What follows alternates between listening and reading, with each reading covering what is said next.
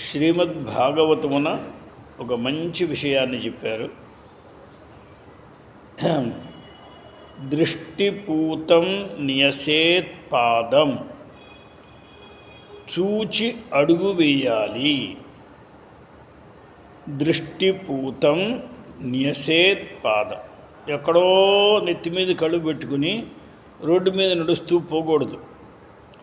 అక్కడ ఏదైనా చిన్న చిన్న జీవులు ఉంటాయి, అథవా మనకి హానికరమైనటువంటి వస్తువులు ఏమన్నా ఉంటాయి, వాట్లను చూసి చూసి నడుస్తూ ఉండాలి. అందులో దృష్టిపూతం, మన కంటితో చూసిన తర్వాతనే అడుగు వేయాలి. చూడకుండా అడుగు వేయకూడదు. ఒకసారి పల్లం కూడా ఉంటుంది, ఏదో ఉంటాయి. దీని తర్వాత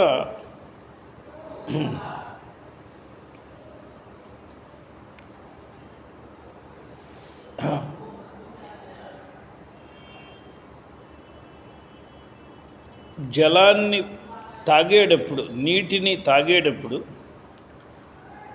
7 వరసలు వేసినటువంటి గుడ్డతో దాన్ని బాగా శుద్ధం చేసి తాగాలి. వస్త్రపూతం పిబే జలం, కేవలం ఒకే ఒక పొర వేసి దాని మీద నీళ్ళని ఏమంటారు దాన్ని వడగట్టి తాగకూడదు. 7 పొరలు వేసి 7 పొరల గుడ్డ వేసి దానిపై నుంచి నీళ్లు పోసి వడగట్టి ఆ నీళ్లు తాగాలి. ఇది నియమం. ఈ నియమాన్ని నేను ఒక రోజున చాలా కాలం క్రితం గంగలో అనుభవించి చూశాను. ఒక రోజున గంగలో సుమారుగా ఇప్పటికి 15 సంవత్సరాలు దాటిపోయింది. కమండలం పెట్టి నీళ్లు తీసుకున్నాను. 1 మెట్టు 2 మెట్లు వేసి చూసేవాళ్ళకి దాంట్లో ఇంత చిన్న చిన్న చేపలు, ఇంత చిన్న చేపలు. నాకు అనిపించింది ఇది చాలా పొరపాటు అయిపోయింది.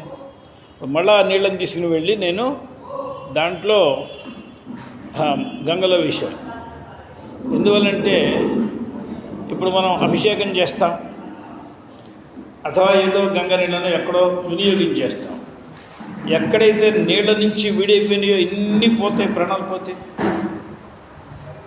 ఇప్పుడు మనం అనవసరంగా ఇంతమందిని హత్య చేసినట్టయింది. మనకేం దీంట్లో లాభం లేదు, మనం కావాలని చేయలేదు, కానీ తెలియకుండా ఎంత పొరపాటైపోతుంది. అందువల్లనే మన వాళ్ళు చెప్పారు, వస్త్రపూతం, వస్త్రంతో వడగట్టి కానీ నీళ్ళని తీసుకోకూడదు. దృష్టిపూతం న్యసేత్పాదం, వస్త్రపూతం పిబేజ్జలం, సత్యపూతాం వదేద్వాణీం. వాక్కుని పలికేటప్పుడు ఆలోచించి, ఎలాగైతే అనృతము రాకుండా ఉంటుందో అలా చూసి చూసి చూసి ఒక మాట మాట్లాడాలి. అందుకోసం యథార్థంగా సత్యం చెప్పే కూడా కొంపలు అడ్డుకుపోయే స్థితి వస్తుంది. యథార్థంగా సత్యం చెప్పి ఎంతమందిని మనస్సుని నొప్పించకూడదని కూడా శాస్త్రం. అది ఒక శాస్త్రం. మరి అసత్యం చెప్పకూడదని ఒక శాస్త్రం. అందువల్ల వీడు ఏదో ఆలోచన చెప్తాను. మా గురువు గారిని ఎవరైనా ఏదైనా అడిగేవాళ్ళు, ఆయన సాధారణంగా వెంటనే సమాధానం చెప్తాడు. ఆ ప్రశ్నకు సమాధానం చెప్పడం ఆయన ఇష్టం లేకపోతే వెంటనే ఫాల్తూ బాత్ మత్ కర్ అని కోపగించేసేవాడు. ఉన్నవాళ్ళున్నట్టుగా అప్పటిదాకా నవ్వుతున్నాడు. ఒక్కసారి ఇంత కోపం వస్తే ఏమైందాన్ని, ఏమిటంటే అట్లా కోపించండి, లేకపోతే ఏమిటి ఈ ప్రశ్న అగ్గి కూర్చొనితో నేను సమాధానం చెప్పేది. సమాధానం చెప్పడానికి వీలు లేనప్పుడు ఆ కోపాన్ని అభినయిస్తే ఇంకేం కోపం లేదు. ఈ మాత్రం గట్టిగా తగల్చకపోతే వాడు వదలడు. మనం నవ్వుతూ ఉంటే వాడు మళ్ళా ఇదే అడుగుతూ ఉంటాడు. అందువల్ల ఆయన దగ్గర ప్రెస్ మీటింగ్ బాగా ఎక్కువ వచ్చేవాడు. వాళ్ళు సంబంధం లేకుండా ఏదో ఇందిరాగాంధీ ఎట్లా పోయింది, ఏదో సంబంధం లేకుండా ఈయన నువ్వు పత్రకారిత ఎక్కడ చదువుకున్నావు అని అక్కడి నుంచి ఇప్పుడు నేను మాట్లాడే విషయం ఏంటి, నువ్వు అడిగే ప్రశ్న ఏంటి, సంబంధం లేకుండా అడుగుతావు అని మీకు విసుక్కుండేవాడు. అట్లయితే నేను ప్రెస్ మీటింగ్లో అంటే అంటే మనం దాటవేసి వచ్చినప్పుడు కొంచెం మనం కూడా జాగ్రత్తగా ఉండాలి. అందువల్ల సత్యపూతాం వదేద్వాణి, అది సత్యంగా ఉండడం కొరకు దీనికి నేను చెప్పదలుచుకోలేదు, నాకు తెలుసు కానీ నేను చెప్పను, ఇటువంటి మాట ఏమనకూడదు. అదే దాన్ని ఎలా దాటేయాలి అనేది చూసుకోవాలి. మనఃపూతం సమాచరేత్, ఏదైనా ఒక పని చేయాలంటే అది మనస్సుకి పూర్తిగా మనం చేసే పని సరైనది అని పడితేనే చేయాలి. మనస్సుకి సరి కాదు అని పడితే చేయకూడదు. ఏదో వాళ్ళు చెప్పారు వీళ్ళు చెప్పారు, ఏదో హడావిడిలో చేసేసానండి, నేను ఆలోచించడానికి నాకు అవకాశం ఇవ్వలేదు వాళ్ళు, అట్లా ఏం చేయకూడదు. మనఃపూతం సమాచరేత్. ఇక్కడ ఎలాగైతే ఇవన్నీ కూడా మనం ఆలోచించి చేయాలో, మనం ఒక గురువుని వరించేటప్పుడు గురువుకి శిష్యుడికి ఉండే సంబంధం ఎటువంటిది అని అంటే, లోకంలో చాలా పెట్టుకున్న సంబంధాల్లో, పెట్టుకోకుండా ఇప్పుడు తల్లి బిడ్డ ఉన్నారు, అది వీడేం పెట్టుకున్న సంబంధం కాదు, అది ఈశ్వరకృత సంబంధం. కానీ పెట్టుకుండే సంబంధాల్లో చాలా లాంగెస్ట్ అయిన సంబంధం దాంపత్యం, లైఫ్ లాంగ్. ఇది పెట్టుకుండే సంబంధము. వస్తుతః ఇది కూడా జన్మాంతరకృతమే అని శాస్త్రం చెప్పింది, దాంట్లో సందేహం లేదు. కానీ వీడి ప్రయత్నం కూడా కొంత ఉన్నది దీంట్లో. ఆ జన్మాంతరకృతమైంది ఏమిటో మనకు తెలియదు కదా. ఈ పెట్టుకునేటప్పుడు బాగా ఆలోచించి చేయాలి. అంటే బంధువుల్ని, తెలిసిన వాళ్ళని, పెద్దవాళ్ళని అన్నీ అడిగి జాగ్రత్తగా చేసుకుంటారు. అందువల్ల ఇంట్లో ఎవరి పెళ్ళి వచ్చినా ఎవరితో చెప్పకుండా ఏం చేసుకోరు, అందరితో చెప్పి వాళ్ళ ఇంటి పిల్లలు చేసుకుంటున్నాం, ఇలాగ వీళ్ళ పిల్లవాడికి ఇస్తున్నాం అని చెప్పి చేసుకుంటారు. ఇక మరొక సంబంధం గురు శిష్య సంబంధం. ఈ గురు శిష్య సంబంధం అనేది దాంపత్యం కంటే కూడా అధికమైన సంబంధం. అంటే అధిక సంబంధం అంటే ఏమిటి దీనికి అర్థం? లైఫ్ లాంగ్ సంబంధం అనేది దాంపత్య సంబంధం అంటే, అంతకంటే అధిక సంబంధం అంటే ఏం చెప్పాలంటే, ఇది ఈ దేహం మళ్ళా తిరిగి ఎన్నడూ సవతా రానే రాదో అప్పటి వరకు ఈ సంబంధం ఉంటుంది. ఒక గురువు మనని పట్టుకున్నాడంటే ఎప్పటి వరకు విడిచిపెట్టాడంటే, ఈ జన్మలో వాడు శుద్ధుడైతే వీరి మాట విని ఈయన చెప్పింది అర్థం చేసుకుని వాడు కృతకృత్యుడు అయిపోతే బాగానే ఉంది. లేకపోతే ఆ గురువు వదలడు, పై జన్మ లేకపోతే అప్పుడే వదలడు. నేను గురువు గారిని చూశాను, ఆయన తెగ తిట్టేస్తూ ఉండేవాడు. ఆయన దగ్గరికి ఒక జడ్జి గారు వచ్చి సన్యాసం తీసుకోవడానికి వచ్చాడు. ఒక జడ్జి, ఆయనకు వేదాంతం అంటే ఇష్టం ఉంది, కానీ సంస్కారం లేదు. ఆయన్ని చదువుకున్నది ఇది చదువుకున్నది. ఈయన ఏం చేయడం రాగానే అపవిత్ర పవిత్రోవా అన్నాడు. ఆయనకి అట్లా పలకడం రాలేదు. ఆయనది పవిత్ర అనగానే ఇష్టం వచ్చాడు తిట్టేశాడు. ఆయన అన్నాడు, ఏమండి మా వాడు ఇక్కడ చాలామంది ఉన్నారు, కొంచెం మీరు చిన్నగా తిట్టాడు. అక్కడి నుంచి దిగుతోడు నమోషి కూడానా, దిగుతోడు సన్యాసమా అంటే ఇంకొంచెం ఎక్కువ తిట్టాడు. ఆయన జడ్జి గారు ఆయనకి చాలామంది వచ్చారు. సరే ఇన్ని తిట్టాడు కదా అని ఈయన ఏం చేయడు, మెల్లిగా కొంచెం దూరంగా ఉందనుకుంటే ఈయన అడ్రస్ వెతుక్కుని అక్కడికి వచ్చాడు. ఏమిటంటే మళ్ళీ అక్కడి నుంచి ఈయన ఎన్ని చోట్లకు వెళ్తే అన్ని చోట్లకి ఆయన వస్తూనే ఉన్నాడు. అలాగే మనం ఎన్ని జన్మలు ఎత్తి ఈ గురువుని వదల్చుకుని పోయినా ఆ గురువు మన్నే వదలడు. ఇది గురు శిష్య సంబంధం. ఎప్పటి వరకు వదలడని దేహాత్మభావం పోయి బ్రహ్మాత్మభావం వచ్చేంతవరకు గురువు వదలడు. అది ఎన్ని జన్మల్లో వస్తుంది, ఏమవుతుంది అంటే వాడి స్థితి వదలరు వాళ్ళు. ఎవరో దృష్టాంతం అక్కర్లేదు, మా గురువు గారే దృష్టాంతం సార్. మా గురువుగారు వేదాధ్యయనం చెప్పేప్పుడు త్వరగా వచ్చేవాడిని చూస్తే ఆయనకి సంతోషం ఉండేది. త్వరగా వచ్చేవాడిని చూస్తే దీంట్లో నా పరిశ్రమే ఉంది, వాడి పరిశ్రమే ఉంది, వాడికి జన్మాంత సంస్కారం వస్తున్నది. ఎవడికి ఎన్నిసార్లు చెప్పినా రాదో వాడిని దగ్గర కూర్చోబెట్టుకుని అర్ధరాత్రి లేపి మధ్యాహ్నం కూర్చోబెట్టి ఈ చెట్టు కింద కూర్చోబెట్టి ఆ చెట్టు కింద కూర్చోబెట్టి వాడిని తిట్టి ఆయన కష్టపడి, ఏమండి వాడు కూడా వదిలడానికి సిద్ధంగా ఉన్నాడు, మీరు వదిలేంటే వదలకూడదు వాడిని. అలా చేసి ఒక నాపరాతిలో మనం ఊటని తెప్పించినట్లయితే అది ఆచంద్రతారకం ఊట అలాగే ఉంటుంది.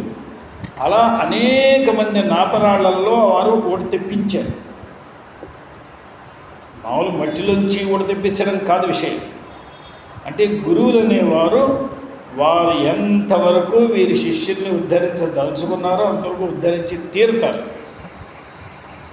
అందువల్ల మనం ఏం చేయాలి, గురువుగా పెట్టుకునేప్పుడు మనకి అధ్యాపకులు వేరు, గురువులు వేరు. అధ్యాపకులు చాలా అనేక విషయాలను మనకి చెప్తారు. ఈ గురువులుగా ఉండేవారిని జన్మలో మనం మళ్ళా ఎక్కడా కూడా మార్చడానికి, అంటే వారు ఉంటే వారిని తిరస్కరించి మరొకరి దగ్గరికి వెళ్ళడానికి వీల్లేదు. కానీ మన ప్రారంభం వల్ల ఒక్కొక్కసారి ఏమైందంటే మనం ఉంటూ ఉండగానే వారి శరీరం పడిపోతుంది. అప్పుడు మనం మరొక గురువుని ఆశ్రయించవలసిన అవసరం వస్తుంది. వస్తే నిశ్చయంగా అదే గురువుల యొక్క స్వరూప స్వభావాలను గుర్తించి దీన్నే పరీక్షించుకుని మనం చేసుకోవాలి. మరొకరిని గుర్తించేటప్పుడు అంతకంటే మనకి మార్గం ఏమీ లేదు. మేమంతరం చిన్న వయస్సులో సుమారుగా ఒక 16-17 సంవత్సరాల వయస్సులో మా అంతటా మేము వెళ్ళలేదు, వారు స్వయంగా ఆకర్షించి మహాస్వామి వారి దగ్గరికి వెళ్ళాం. మా అంతటా మాకు వెళ్ళాలని తెలియలేదు, అంత జ్ఞానం లేదు. వారు ఆకర్షించి చెప్తే దాని తర్వాత ఏ స్థితికి వచ్చిందంటే వారు లేకపోతే అసలు మనం జీవించలేము అనే స్థితి వరకు బంధం వచ్చింది. ఆ వస్తే వారు సరిగ్గా 90లో ఇక్కడి నుంచి నువ్వు ఇగో ఈ చోటికి వెళ్ళి ఉండవలసింది. అప్పుడు కాంచీపురంలోనే వారి దగ్గరే ఉన్నాం. ఇక్కడి నుంచి వెళ్ళి మరొక చోటికి వెళ్ళి ఈ పని చేయవలసింది అని వారు చెప్తే విడిచిపెట్టి వెళ్ళడం ఇష్టం లేదు. ఆయన చెప్పిన పని నేను చేయనని చెప్పడం ఇష్టం లేదు. మా గురువు గారిని శాస్త్రి గారిని అడిగా ఏం చేయాలండి, ఆయన తలుచుకుంటూ ఉండు, వారానికి ఒకసారి వస్తూ ఉండు, 15 రోజులు వస్తూ ఉండు. ఆశ్చర్యంగా ఆయన పంపించిన తర్వాత ఒక 6 మాసాలు 8 మాసాల మధ్యలో ఆయన బాగా సిక్కిపోయినారు. సిక్కిపోవడంలో ఎంతవరకు అంటే ఇక దర్శనం లేదు, మాట లేదు. అప్పుడు నాకు అనిపించింది ఇది ఏదో మనకి ఒక శిక్షకుడికి పంపించారు, ఇది నేర్చుకోను, నా దగ్గర నుంచి దూరంగా ఉండడం కూడా నేర్చుకొని పంపించినట్టున్నారు. వారు 93లో అనుకుంటాను, 94లో తర్వాత సిద్ధి బంధనే పొందేశారు. ఇప్పుడు దాని తర్వాత మాకు చాలా కఠినమైపోయింది. ఎందుకంటే అసలు ఏమీ తోచని పరిస్థితి. ప్రతి చిన్న విషయం ఆయన అడిగే చేసేవాడు. ఎవరు బెత్తేవారు. అలా ఏమీ మాట్లాడకుండా ఎవరితో సంబంధం లేకుండా కూర్చుంటే వారే మరొకరిని చూపించారు. ఆ 84 దగ్గర నుంచి ఆరంభించి 94 నుంచి ఆరంభించి 2007 చివరి వరకు వారు చూపించినటువంటి మరొకరితో కూడా ఉన్నాం. అదైపోయిన తర్వాత 2007 చివరిలో మా గురువు గారి దగ్గరికి వచ్చి సందర్శించాం.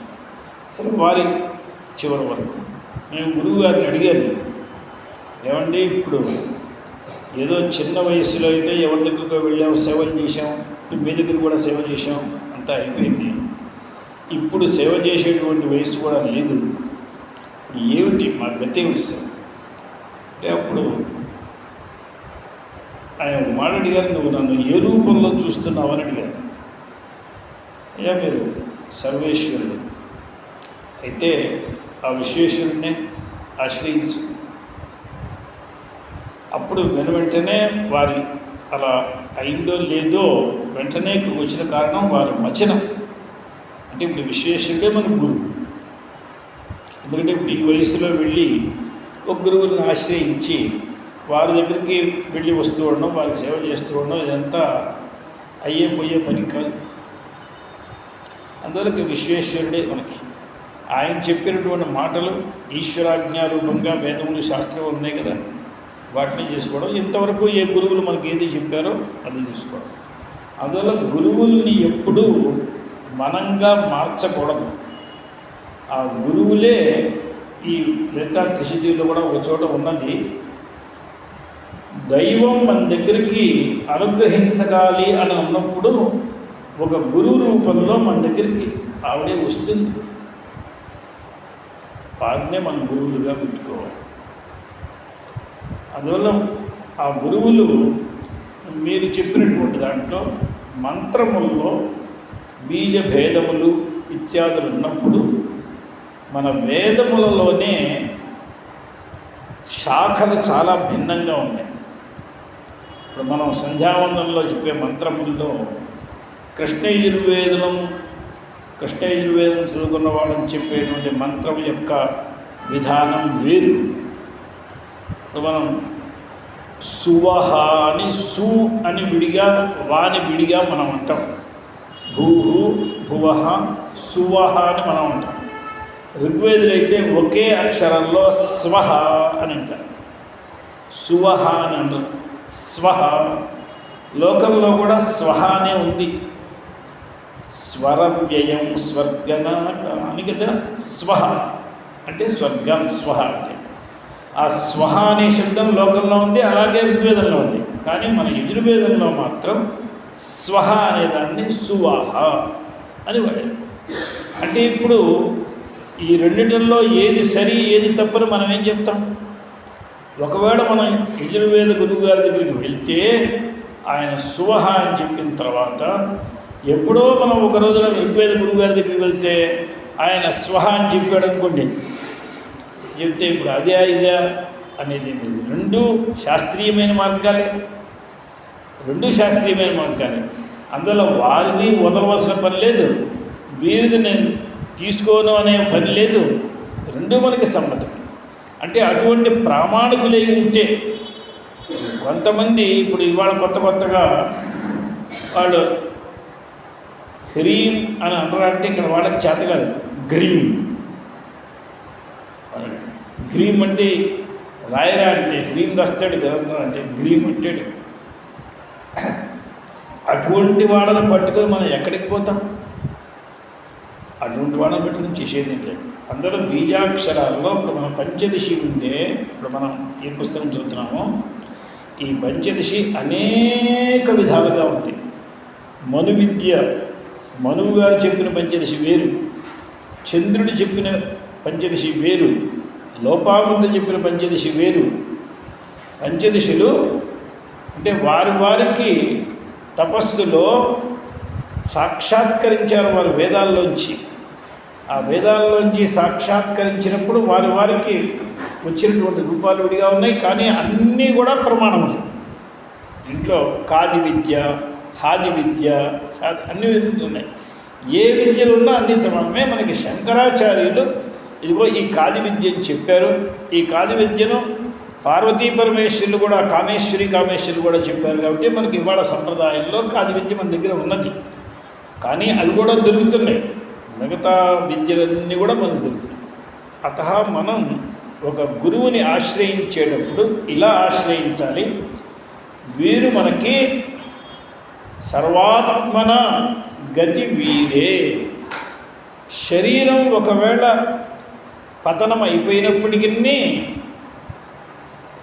దానిలో ఉండే గురుతత్వం మాత్రం ఒకటి. శరీరాలు భిన్నం కావచ్చు, తత్వం మాత్రం భిన్నం కాదు. తత్వం ఒకటిగా ఉంటుంది. ఒకే తత్వం, గురుతత్వం. దాన్ని బ్రహ్మ అనండి, విష్ణు అనండి, శివుడు అనండి, అదే సాక్షాత్ పరం బ్రహ్మతత్వం.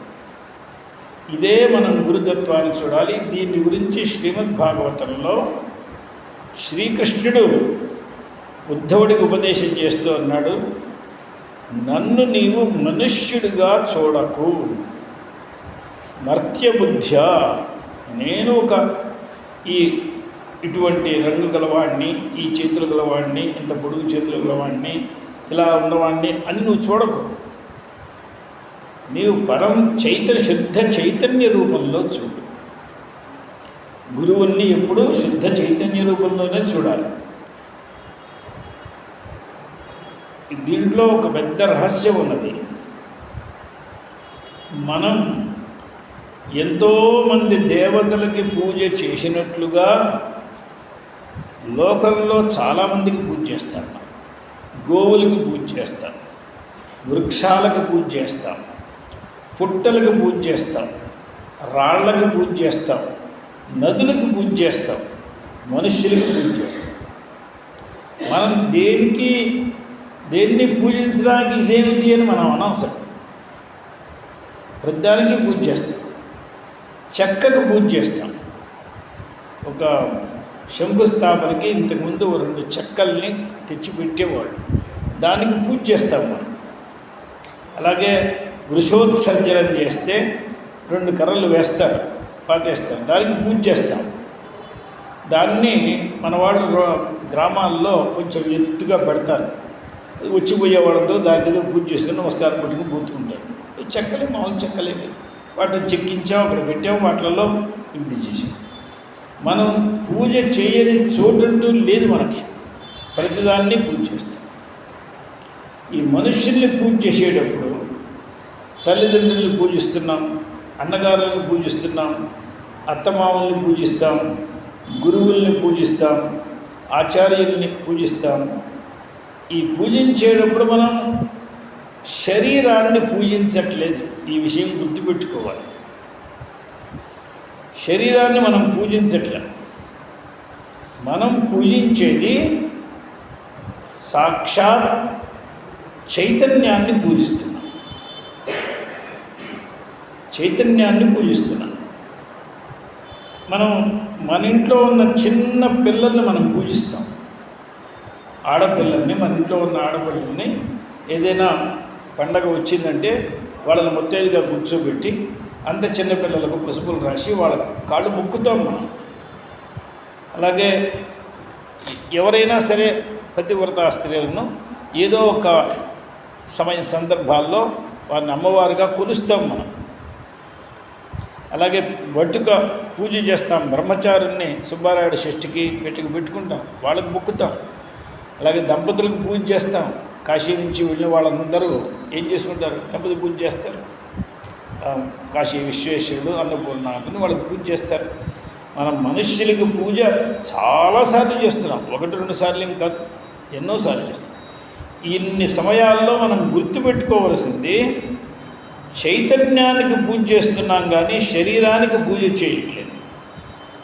ఈ విషయం బాగా గుర్తులో ఉంచుకోవాలి. ఎందువల్లంటే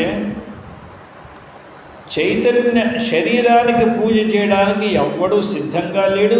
అలా ఏ రకమైన శాస్త్రము కూడా చెప్పలేదు. అందువల్ల పిత అనే శబ్దానికి అర్థము ఈ శరీరం కాదు. పిత అనే శబ్దానికి అర్థము అక్కడ ఉన్న చైతన్యమే. అలాగే మాతా అనే శబ్దానికి అర్థం అక్కడ ఉన్న చైతన్యమే. ఇదే వాస్తవమైన అర్థం. అలా కాకపోయినట్లయితే వారు వెళ్ళిన తర్వాత కూడా వాళ్ళని మనం పూజిస్తూనే ఉన్నాం. ఒకటి శ్రాద్ధ రూపంలో పూజిస్తున్నాం, అథవా ఇంట్లో ఒక చిత్రం పెట్టుకుని మనం పుష్పమాల వేసి గంధాదులు పెట్టి పూజిస్తున్నాం. నువ్వేంటి అద్దానికి పూజిస్తున్నావా, ఫ్రేమ్కి పూజిస్తున్నావా, కాగితానికి పూజిస్తున్నావా అంటే కాదు, మా తండ్రి గారిని పూజిస్తున్నాం. ఆయన ఇక్కడ ఉన్నాడు, చైతన్య రూపంలో సర్వత్రా ఉన్నాడు. దానికి గుర్తు తెచ్చుకోవడానికి ఒక చిత్రం, ఆ చైతన్యాన్ని గుర్తు తెచ్చుకోవడానికి చిత్రం తప్ప కాగితానికి పూజించట్లే. సత్యనారాయణ వ్రతం చేసిన కాగితానిగా మనం పూజ చేసేది, లామినేషన్గా పూజ చేస్తాం. ఈ రకమైన చిత్రం ఉంటే సత్యనారాయణ చైతన్యం మన బుద్ధిలోకి వస్తుంది. అది గుర్తు రావడానికి దాన్ని పెట్టుకున్నాం. ఈ టైప్ మిషన్లు, ఇప్పుడు కీబోర్డులు అన్నీ ఉన్నాయి కదా, వాడుతూ ఉండగా దాని మీద అక్షరాలు కానీ నెంబర్లు కానీ చెరిగిపోతాయి, బాగా వాడకం. కానీ పనిచేసేవాడు చూస్తూనే ఉంటారు, ఏమిట్రా ఇక్కడ ఏం లేదు, ఏం చేస్తున్నావు అంటే వాడికి తెలిసి ఏముందో ఇక్కడ. అయితే చెరక్క ముందు ఇవన్నీ ఎందుకు అవసరం అని గుర్తుపెట్టుకోవడం కోసం మనకు అవసరం. అలవాటు లేనివాడు ఎక్కడ ఏముందో ఏం చెప్పగలడు. అలవాటైన వాడు చీకట్లో కూడా వాడు కీబోర్డ్ని అంతా కూడా చేసేసుకుంటాడు. వాడికి తెలుసు ఎంత డిస్టెన్స్లో ఏది ఉంటుందని తెలుసు వాడికి. అలాగే బ్రహ్మజ్ఞానం లేని వారు ఈ చిత్రాలు ఏమీ ప్రతిమలు ఇవేమీ లేకుండా సర్వత్ర వారి చైతన్యాన్ని చూస్తారు. వాళ్ళకి అభ్యాసం, వాళ్ళకి చైతన్య దృష్టి అంత అభ్యస్తం. అలా కాని వాళ్ళ మనం ఏం చేయాలి? ఇగో ఈ చిత్రాలు ప్రతిమలు ఇంకా ఏవో అనేకం పెట్టుకోవాలి. పెట్టుకుంటే కానీ మనకే, పెట్టుకున్నా కూడా బుద్ధి రావట్లేదు అని మనకే తెలుసు. ఒకవేళ బుద్ధి రావాలి అంటే అవకాశం ఉన్నది. నిజానికి మాట్లాడుకుంటే ఇప్పుడు మనమేదో ఎవరినో వంచన చేయడానికి మనమేదో గొప్పలు చెప్పుకోకర్లేదు కదా. నిజానికి మనకు ఏమన్నా వస్తున్నదా? వరలక్ష్మి అమ్మవారిని 2 రోజుల నుంచి తల్లకిందులై చాలా బాగా చేసుకున్నారు. పూజ ఆరంభిస్తే అక్కడ ఆ లక్ష్మీ చైతన్యం అనేది వీళ్ళకి మనస్సులో ఎంతసేపు నిలబడుతోంది అంటే సంశయాస్పదంగానే ఉంది. ఆ చైతన్యాన్ని ఇవేమీ లేకుండా, కొబ్బరికాయ లేకుండా, అక్కడ చీరలు లేకుండా, ఆభూషణాలు లేకుండా, ఏమీ లేకుండా కూడా చూసే మహాత్ములు ఉన్నారు. వారు ఏ దేవతను ఏ సమయంలో చూడాలంటే ఆ దేవతను ఆ సమయంలో వాళ్ళు చూడగలరు. సర్వాత్మకమైనటువంటి శుద్ధ బ్రహ్మను వాళ్ళు అనుసంధానం చేయగలరు. అటువంటి మహాత్ములు ఉన్నారు. అందువల్ల మనకి ఇది నేర్చుకోవలసింది. ఈనాడు విశ్వేశ్వరుణ్ణి చూసి చూడగానే అది ఒక రాయి అని మనకు కనిపించట్లేదు. సాక్షాత్ పరమేశ్వరుడు అనే చైతన్య రూపంలో మనకు కనిపిస్తున్నది. అప్పుడే మనం ఇంత దూరం వెళ్ళగలుగుతున్నాం. అంత వంగి అందరూ నెట్టేస్తున్నా, అందరూ మనం వంచేస్తున్నా, మన్నెత్తి మీద నిండిపోస్తున్నారు వాళ్ళు అభిషేకం చేయడానికి. అన్నీ చేస్తున్నా ఆ ఈశ్వరుని ఒక్కసారి స్పృశించి ఎలాగోలా బయటపడాలి. నిజంగా గర్భగృహంలోకి వెళ్తే గర్భగృహంలాగా లేదు, ఏదో మాతృగర్భంలోంచి బయటకు వచ్చినట్లే ఉన్నది. ఇదేమీ అతిశయోక్తి కాదు నేను చెప్పేది, ఇది స్వభావోక్తి. కానీ అలా అయినప్పటికీ మనకి ఆ దర్శనంలో రుచి పెరుగుతున్నది కానీ తగ్గట్లేదు. అంటే అది శుద్ధ చైతన్యంగా చూశాను తప్ప రాయిలాగా చూడలేదు మనం. ఇదే రీతిగా మాతాపిత్రాదులలో, ఆచార్యాలలో ఎక్కడెక్కడ పూజ చేస్తున్నామో అక్కడ ఆ చైతన్యాన్ని చూడడం నేర్చుకున్నప్పుడే మనం పూజ చేయగలుగుతాం. ఎందుకంటే చాలామంది, కొంతమంది ప్రశ్న ఉంది, మేము పతివ్రతలకు అమ్మవారిని పెట్టినప్పుడు అమ్మవారికి స్థానంలో పెట్టి మేము పూజ చేయవండి, అమ్మవారికి పూజ చేసి అమ్మవారికి చీర పసుపు అన్నీ పెట్టి తర్వాత ఎవరికో వచ్చిన వాళ్ళకి ఇచ్చేస్తాము, వాళ్ళని మాత్రం మేము కూర్చోబెట్టి పూజ చేయాలి. ఎందుకు చేయనండి? తర్వాత ఏదైనా తేడా వస్తే వాళ్ళని నిందించాల్సి వస్తుంది, వాళ్ళతో తగద పెట్టుకోవాల్సి వస్తుంది. ఇవాళ పూజ చేయడం రేపు తగదా పెట్టుకోవడం ఎందుకు అని మేము చేయము అని వాడికి చెప్తారు. ఇప్పుడు ఈ మాట చెప్పి ఒకవేళ సువాసనలు పెట్టుకోవడం మానుకోవచ్చు, కానీ తండ్రి దగ్గర పెట్టాలి కదా, ఎవడో ఒక బ్రాహ్మణి కూర్చోబెట్టాలి కదా. తల్లిదండ్రులలో కూడా కొంతమంది సుమంగలిగా పోయినట్లయితే సుమంగలిని కూడా కూర్చోబెట్టే సంప్రదాయం ఉంది. మరి అప్పుడు ఏం చేస్తారు? సరే, అప్పుడు కూడా వదిలేస్తారు వాళ్ళు. ద్వాదశ బ్రాహ్మడికి ఏం చేస్తారు? నీవు ఎప్పుడైనా ఇది వదల్చుకోలేవు. నీవు చైతన్యాన్ని చూడడం నేర్చుకోవాలి. ఒకవేళ నిందిస్తే చైతన్యాన్ని నువ్వు నిందించవు. ఒకవేళ అవసరం వస్తుంది, వ్యవహారం అన్న చోట నిందించనే ఉండకుండా కుదరదు. మనస్సులో అయినా నిందించుకుంటాం. ఆ నింద దేహాన్ని నిందిస్తున్నాం. నిందించేటప్పుడు విషయం వేరు, పూజించేటప్పుడు విషయం వేరు. పూజించేటప్పుడు సబ్జెక్ట్ చైతన్యం, నిందించేటప్పుడు సబ్జెక్ట్ దేహం. అందులో దీనికి దానికి సంబంధం లేదు. ఈ భేదాన్ని మనం మనస్సులో పెట్టుకోవకపోతే మనం పూజ ఎప్పుడూ ఎక్కడా చేయలేము. పూజ చేయాలి. ఇంట్లో చిన్న చిన్న విగ్రహాలు పెట్టుకుని పూజ చేసేటప్పుడు పొరపాటు చొప్పున కింద పడతాయి. పిల్లలు కింద పడేస్తారు. అయ్యా, మా దేవుడికి చేయి విరిగిపోయింది. నిజంగా దేవుడిగా చేయి విరిగింది. దేవుడు బాగానే ఉన్నాడు కదండి. ఆ దేవుడు కాస్త ముక్కలైపోయినాడు.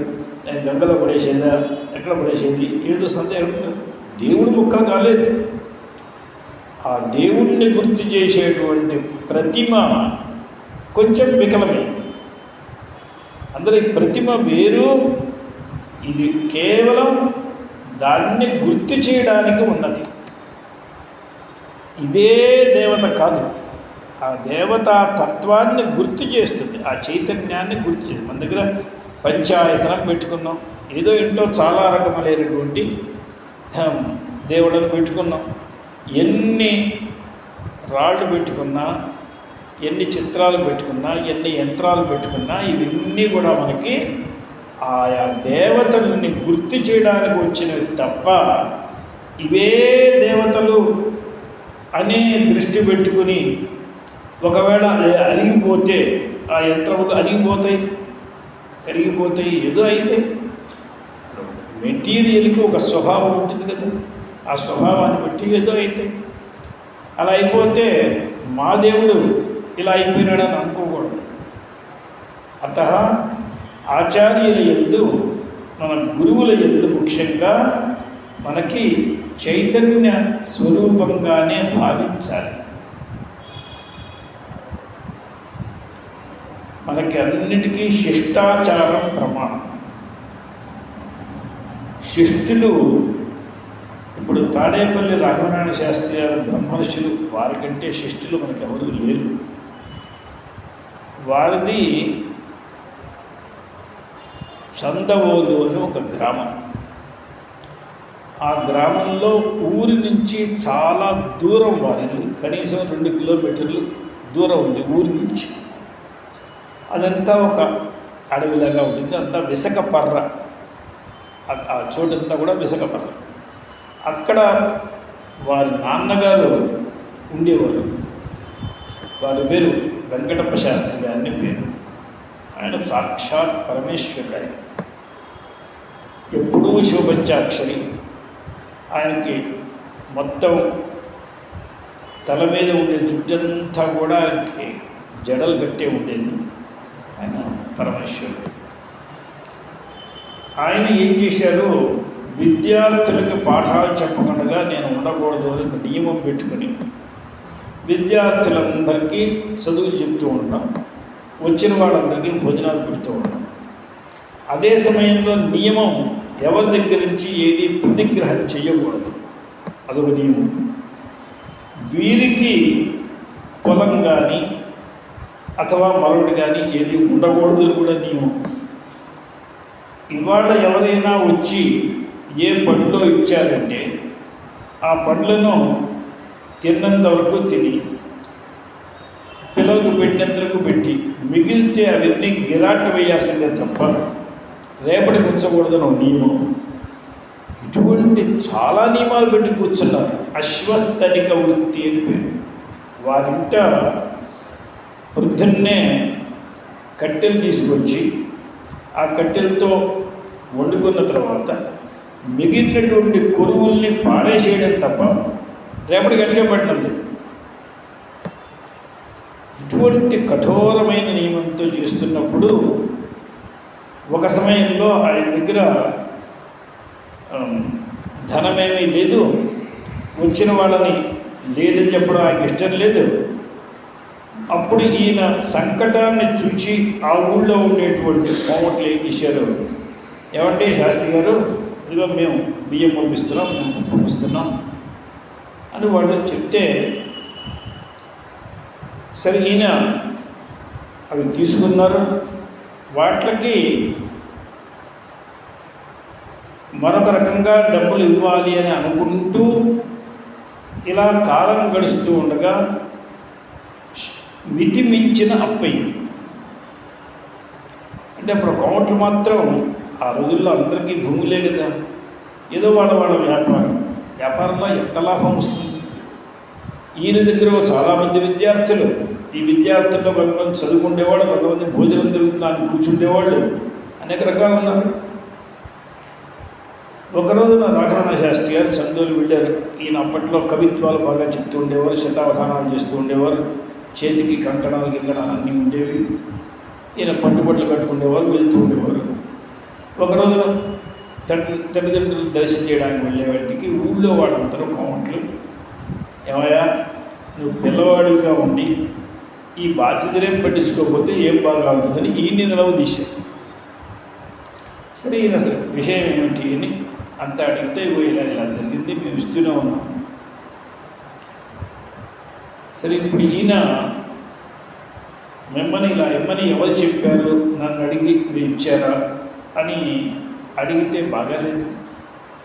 అందువల్ల ఈయన ఏం చేశాడంటే, ఇవాటి వరకు ఉన్న బాకీకి నేను జవాబుదారిని, కానీ రేపటి నుంచి మీరు ఇవ్వకూడదు, దానికి నేను జవాబుదారిని కాదు అని అందరినీ కూర్చోబెట్టి మీటింగ్ చేసి అక్కడ గ్రామంలో ఒక మందిరంలో కూర్చుని ఆయన ఈ తీర్మానం చేసి ఇక్కడి నుంచి ఇంటికి వెళ్తూ కొంచెం మనోవేగంలో వెళ్ళాడు. వెళ్ళి ఆయనతో మాట్లాడుతూనే, మీకు చేతకాని పనిని అప్పులు చేసి ఎందుకు చేయడం, ఇది అందరూ విషయ ప్రశ్నే కదా. ఈ విషయ ప్రశ్న, ఈ ప్రశ్నలో కొంచెం సౌండ్ కొంచెం మారింది. వాటికి వెంకట శాస్త్రి గారు కూడా ఆయన కూడా కొంచెం ఆయనకి సౌండ్ మారింది. సరే దీంట్లో వీళ్ళిద్దరికీ కొంచెం వాక్కలహం పెరిగింది. పెరిగే వాటికి వెంకట శాస్త్రి గారు హుంకరించాడు. దీంతో ఈయనకేమైంది, ఏదో ఒక త్రిశూలం వచ్చి గొంతులో గుచ్చుకున్నట్లుగా అయిపోయింది. అయిపోవడంలో అసలు మొట్టమొదటి నోటి నుంచి మాట రావడం అయిపోయింది. లోపల నొప్పి ఎక్కువ పుడుతున్నది, అది తర్వాత విషయం. నోట్లోంచి మాట రావట్లేదు. సరే ఇందులో వారి తల్లి చూసింది, ఎందుకురా ఎంత పెట్టుకున్నావు పిల్లవాడిని. ఇప్పుడు ఆవిడ ఆయనకి ఏం చెప్పగలదు, పిల్లవాడికే చెప్పగలదు, చెప్పింది. సరే ఇంతలో వెంకట శాస్త్రి మర్నాడు పిలిచి ఎలా ఉన్నాడు వాడు అని ఆమెను అడిగాడు. చాలా బాధపడుతున్నాడు. ఏదో వెన్న మంత్రించి ఇచ్చారు, 3 రోజులు తగ్గుతుందని చెప్పు అని ఆ వెన్న ఇచ్చారు. లేకపోతే ఇంత కవిత్వాలు ఇంత ప్రవచనాలు చెప్పేవాడికి మాట పడిపోతే ఇంకా ఆయన చిన్నవాడు, అప్పటికి ఏం చేస్తాడు ఆయన. సరే ఈయన మంత్రించి ఇచ్చాడు.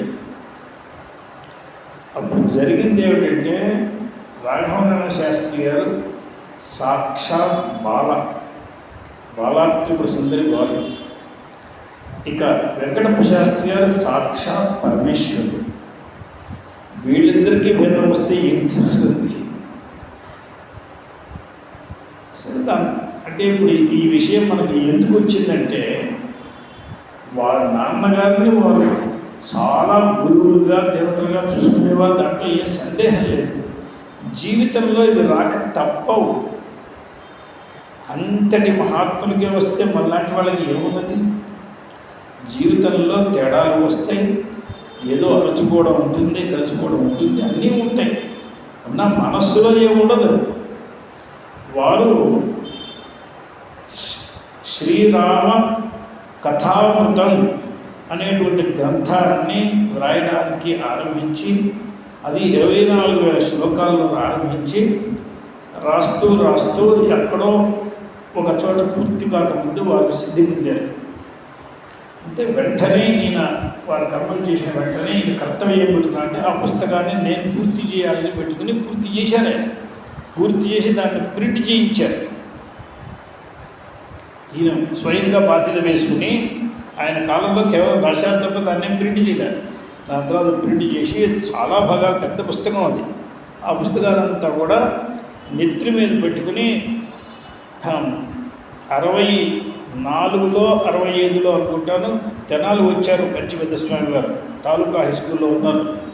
అప్పుడు వారు నెత్తి మీద పెట్టుకుని పెద్ద చెంపు తీసుకుని వస్తుంటే పెద్దస్వామి వారు ఎక్కడో కూర్చుని అక్కడ ఉన్న వాళ్ళందరినీ ఇట్లా తప్పుకోమన్నారు. అంటే వీళ్ళకి ఏం అర్థంగా ఎవడుస్తున్నారండి. 5 నిమిషాల తర్వాత ఈయన వస్తున్నారు. అక్కడ పెద్ద పీఠం వేయించి దాని మీద పుస్తకం పెట్టమని ఈయన ఏం చేస్తున్నారో వెంకటప్ప శాస్త్రి గారు రాసినటువంటి శ్లోకాలని పెద్దస్వామి వారు చదువుతున్నారు. ఎవరు మా నాన్న చదువుతున్నాడా అని ఆశ్చర్యంగా అటు ఇటు చూసి ఈయన ముఖం నుంచి రావడం చూసి నేను ఒక పుస్తకం మీకు ఇవ్వలేదు, ఇవన్నీ మీకు ఎలా కంఠస్థమైనాయి? అప్పుడు ఆయన చెప్పారు, ఈశాన సర్వవిద్యానాం, సర్వవిద్యలకు మీరు ఈశ్వరుడు. అప్పుడు ఆయన దాంట్లో సీతమ్మ పాచికలు ఆడుతూ ఉండగా దాన్ని వర్ణనం చేశారు వెంకటప్ప శాస్త్రి గారు. ఆ శ్లోకాలు పాడుతూ వచ్చారు. పాచికలు ఆడడం, ఈ గచ్చకాయలు ఆడడం, ఇవన్నీ కూడా స్త్రీలకు ఒక చిన్న చిన్న క్రీడగా ఉండేవి. అవన్నీ కూడా ఆయన వర్ణించారు. అంటే వారి తండ్రుల మీద ఏమీ తక్కువ లేదు, వారికి ఉన్నటువంటి శ్రద్ధాభక్తుల్లో ఏమీ తక్కువ లేదు. కానీ ఒక సమయం అలా వస్తే చైతన్యానికి దేహానికి సంబంధం పెట్టుకోకూడదు. మనం చైతన్యం మీద ఉండే బుద్ధి అలాగే ఉండాలి. శరీరం మీద బుద్ధిలో కూడా మనకి తేడా రాకూడదు. కానీ ప్రారంభం వల్ల ఒక్కొక్కసారి వస్తుంది. ఆ వచ్చిన దాన్ని తక్షణంలో వదిలేసేయాలి. మళ్ళీ దాన్ని దీర్ఘంగా ఈ సర్పజాతిలాగా ఆ కోపాన్ని అలాగే పెట్టుకుని ఉంటూ ఉండకూడదు. అది అయిపోయింది, ఆ క్షణంతో అయిపోయింది. చూసుకోవాలి. కోపం రావడం అనేది ఒక ప్రారంభమైనప్పటికీ దాన్ని దీర్ఘంగా అనువర్తించకుండా ఉండడం మనుష్యతం. అయిపోయింది, దాన్ని దాన్నే తలుచుకుంటూ జీవనం అంతా ఉంటారా. శ్రీ రామాయణంలో రామచంద్రుడు విభీషణుడికి చెప్తాడు, రావణాసుడు కూలిపోయినాడు, రే ఈయనకి సంస్కారం చేయి. పిల్లలందరూ పోయినారు, కుంభకర్ణుడు పోయినాడు, ఎవరు ఈయన్ని సంస్కరించేవాడు ఎవరు లేరు, విభీషణుడు అక్కడ మిగిలాడు, ఈయనకి సంస్కారం చేయి. ఆయన తడబట్లాడుతున్నాడు. ఎవరైతే రాముడిని ద్వేషించాడో, రాముడిని కష్టపెట్టాడో, నన్ను గెంటేశాడో ఆయన సంస్కారం చేయడమా? వెంటనే అన్నాడు, మరణాంతాని వైరాణి. అరే వైరం అనేది ఎప్పటి వరకు? దీని తర్వాత ఏం లేదు, వైరం లేదు. మనకి వైరి ఉన్నంతసేపు బాణాలు ప్రయోగించాం, వాడు ప్రయోగినాడు, మనకేమీ లేదు. అలాగే ఒక క్షణంలో ఆ వైరాన్ని ఎవడో కూడా మనకి చాలా అన్యాయం చేస్తే కోపం రాక ఎలా ఉంటుంది? కానీ దాన్ని ఒక క్షణకాలం. అత ప్రకృతిలో మనకి విషయం ఏంటంటే, గురువులలో ఈయన ఒకటో గురువు, ఆయన రెండో గురువు, మూడో గురువు అనేటువంటి భేదం కేవలం దేహాన్ని పట్టుకుని తప్ప చైతన్యాన్ని పట్టుకుని లేదు. గురుత్వం అనేది చైతన్యానికి ఉంటుంది. వాళ్ళ ప్రామాణికులైన వాళ్ళనే మనం గురువులుగా పెట్టుకోవాలి. ఎవరికి పడితే వాళ్ళ దగ్గరికి వెళ్ళి దాని తర్వాత ఏదో మనం కష్టాల్లో పడి వాళ్ళ కష్టాల్లో మనం పెట్టకూడదు. ఎంతోమంది ఆశారాం బాబుకి ఫాలోయర్స్ తక్కువ, లక్షల్లో ఉన్నారంటే ఆశ్చర్యం లేదు. కానీ ఇప్పుడు వాళ్ళందరూ వాళ్ళ మానసిక స్థితి ఏమిటి, వాళ్ళు ఏం చేయగలరు, వాళ్ళు ఎన్ని సంవత్సరాలు అయిపోయింది, ఒక రోజా 2 రోజులా 3 రోజులా, ఎవడు దీని గురించి అసలు మాట్లాడు ఏమిటో తెలియదు, లోకమే మర్చిపోయిందా అని తెలియదు. ఇటువంటి వాడు ఎంతోమంది ఉన్నారు. అందువల్ల కనిపించిన ప్రతి వాడిని నువ్వు నా గురువు అని అనడం కూడా తప్పు.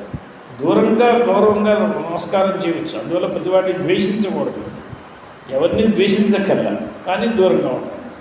గురువు అని అన్నప్పుడు మాత్రం మనం బాగా ఆలోచించుకొని ఈ సంబంధం అనేది ఈ జీవితానికి కాదు, అనేక జీవితాలకు గల సంబంధం అని దాన్ని దృష్టిలో పెట్టుకుని పడాలి. ఇప్పుడు ఇవాళ రోజున లోకంలో చాలా తేలిగ్గా ఏ గురువు ఎలా ఉన్నాం, అలా కాదు. గురువు శబ్దం, గురునాథులు, గురుదేవులు, గురువు అనే శబ్దానికి చాలా గౌరవం ఉన్నది. దాన్ని అలాగే వాడుకోవాలి. అతః మనకి శరీరమందు ఏ పూజ్య బుద్ధి మనకు ఉండకూడదు. దీన్ని శంకర భగవత్పాదులు భాష్యంలో రాశారు. ఏమనంటే, ఏ తండ్రిని నువ్వు శ్రద్ధగా పూజించావో ఆ తండ్రిని విగత ప్రాణమైన తర్వాత శ్మశానంలోకి వెళ్ళి బండెడు కట్టెలు కొని పేర్చి దాని మీద చితి మీద పడుకోబెట్టి నీవు శుభ్రతగా అగ్నిని వేసి దాన్ని తగలబెడుతున్నావు. ఆ తగలబడేటప్పుడు చేతులు కాళ్ళు అవి ఏవైతే అంటే కింద పడతాయి, ముక్కలు.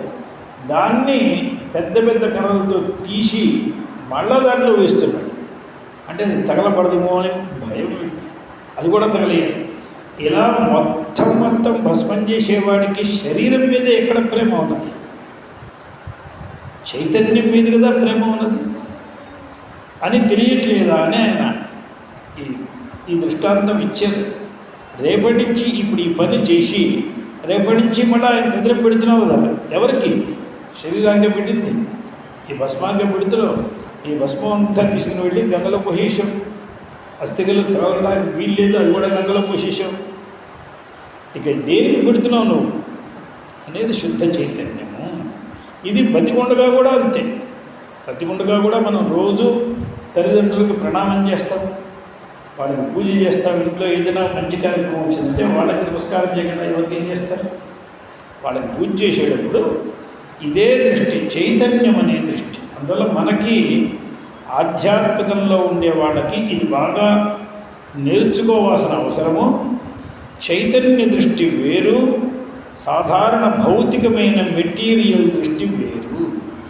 ఈ రెండు ఒకటి అని భ్రమపడితే పూజల్లో ప్రయోజనమేమీ లేదు, ఆధ్యాత్మికంలో ప్రయోజనం లేదు. ఈ రెండు దృష్టిల్ని రెండు దృష్టిలుగా పెట్టుకుంటూ చైతన్య దృష్టిని మెల్లిగా పెంచుకుంటూ ఉంటే సర్వత్ర చైతన్య బుద్ధే వాడికి వస్తుంది. అది వస్తే వాడు కృతకృత్యుడు అయిపోతాడు. అది వచ్చేంత వరకు దీన్ని ప్రాక్టీస్ చేయాలి, దీన్ని అభ్యాసం చేయాలి. ఆ అభ్యాసం నైరంతర్యాభ్యాసం, ఎప్పుడూ అదే అభ్యాసం చేస్తుంటారు.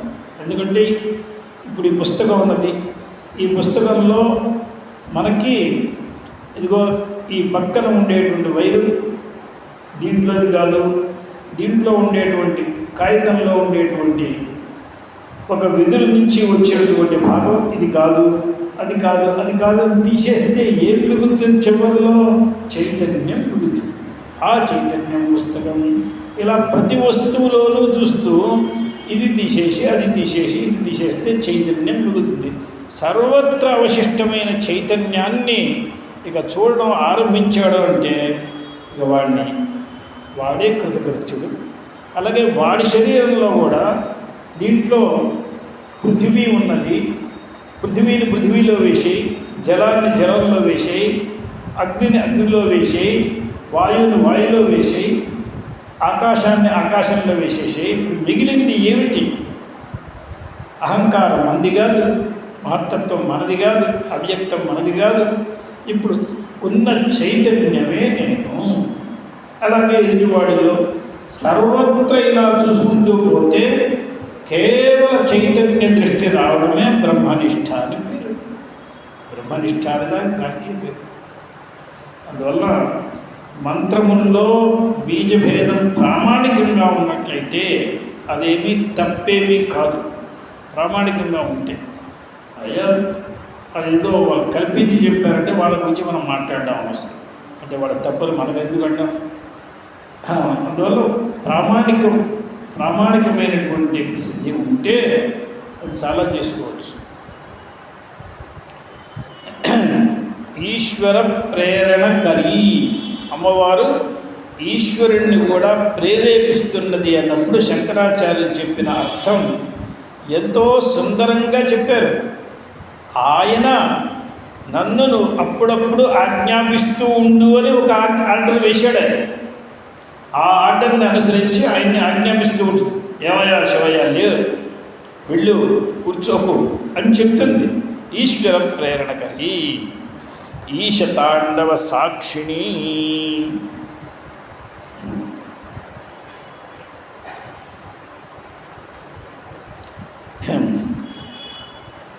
ఇప్పుడు ఈశ తాండవ సాక్షిణి. దీంట్లో తాండవం అనేది చాలా ముఖ్యం. ఏమిటి తాండవం? ఇప్పుడు ఈ తాండవం అనే దానికి ఇక్కడ అర్థం ఏమిటి? ఈశ్వరుడు నటరాజ స్వరూపంలో ఆయన నృత్యం చేస్తూనే ఉంటాడు. చిత్సభేషుడని ఆయనకి పేరు.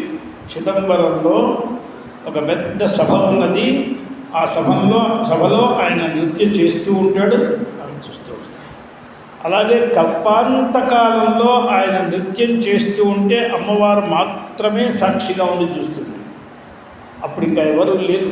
మహాప్రళయ కాలంలో కల్పోపసంహరణ కల్పిత తాండవస్య, కల్పాన్ని ఉపసంహరించడం చేయడానికి ఈయన అన్ని తొక్కేస్తూ ఉంటాడు. ఆ తొక్కేయడమే నృత్యంగా చూడమాట. అంటే ఆయనకి తొక్కుతున్నప్పటికీ శాస్త్రాన్ని తప్పకుండా తొక్కుతూ ఉంటాడు.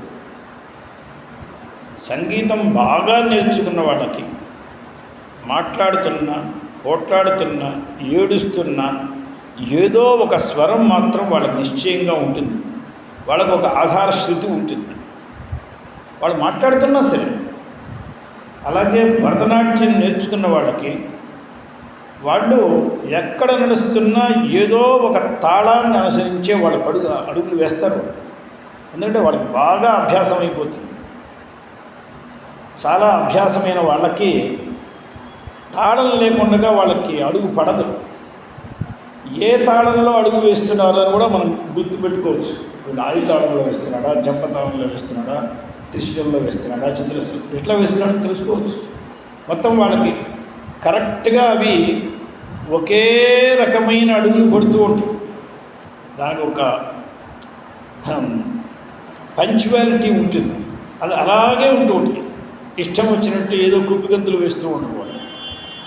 అలాగే ఈయన కల్పాన్ని మొత్తాన్ని ఉపసంహరించుకున్న సమయంలో అన్నిటినీ తొక్కేస్తున్నప్పటికీ శాస్త్రానుసారం వెళ్తున్నది. కల్పోపసంహరణ కల్పిత తాండవస్య దేవస్య ఖండపరశో పరభైరవస్య.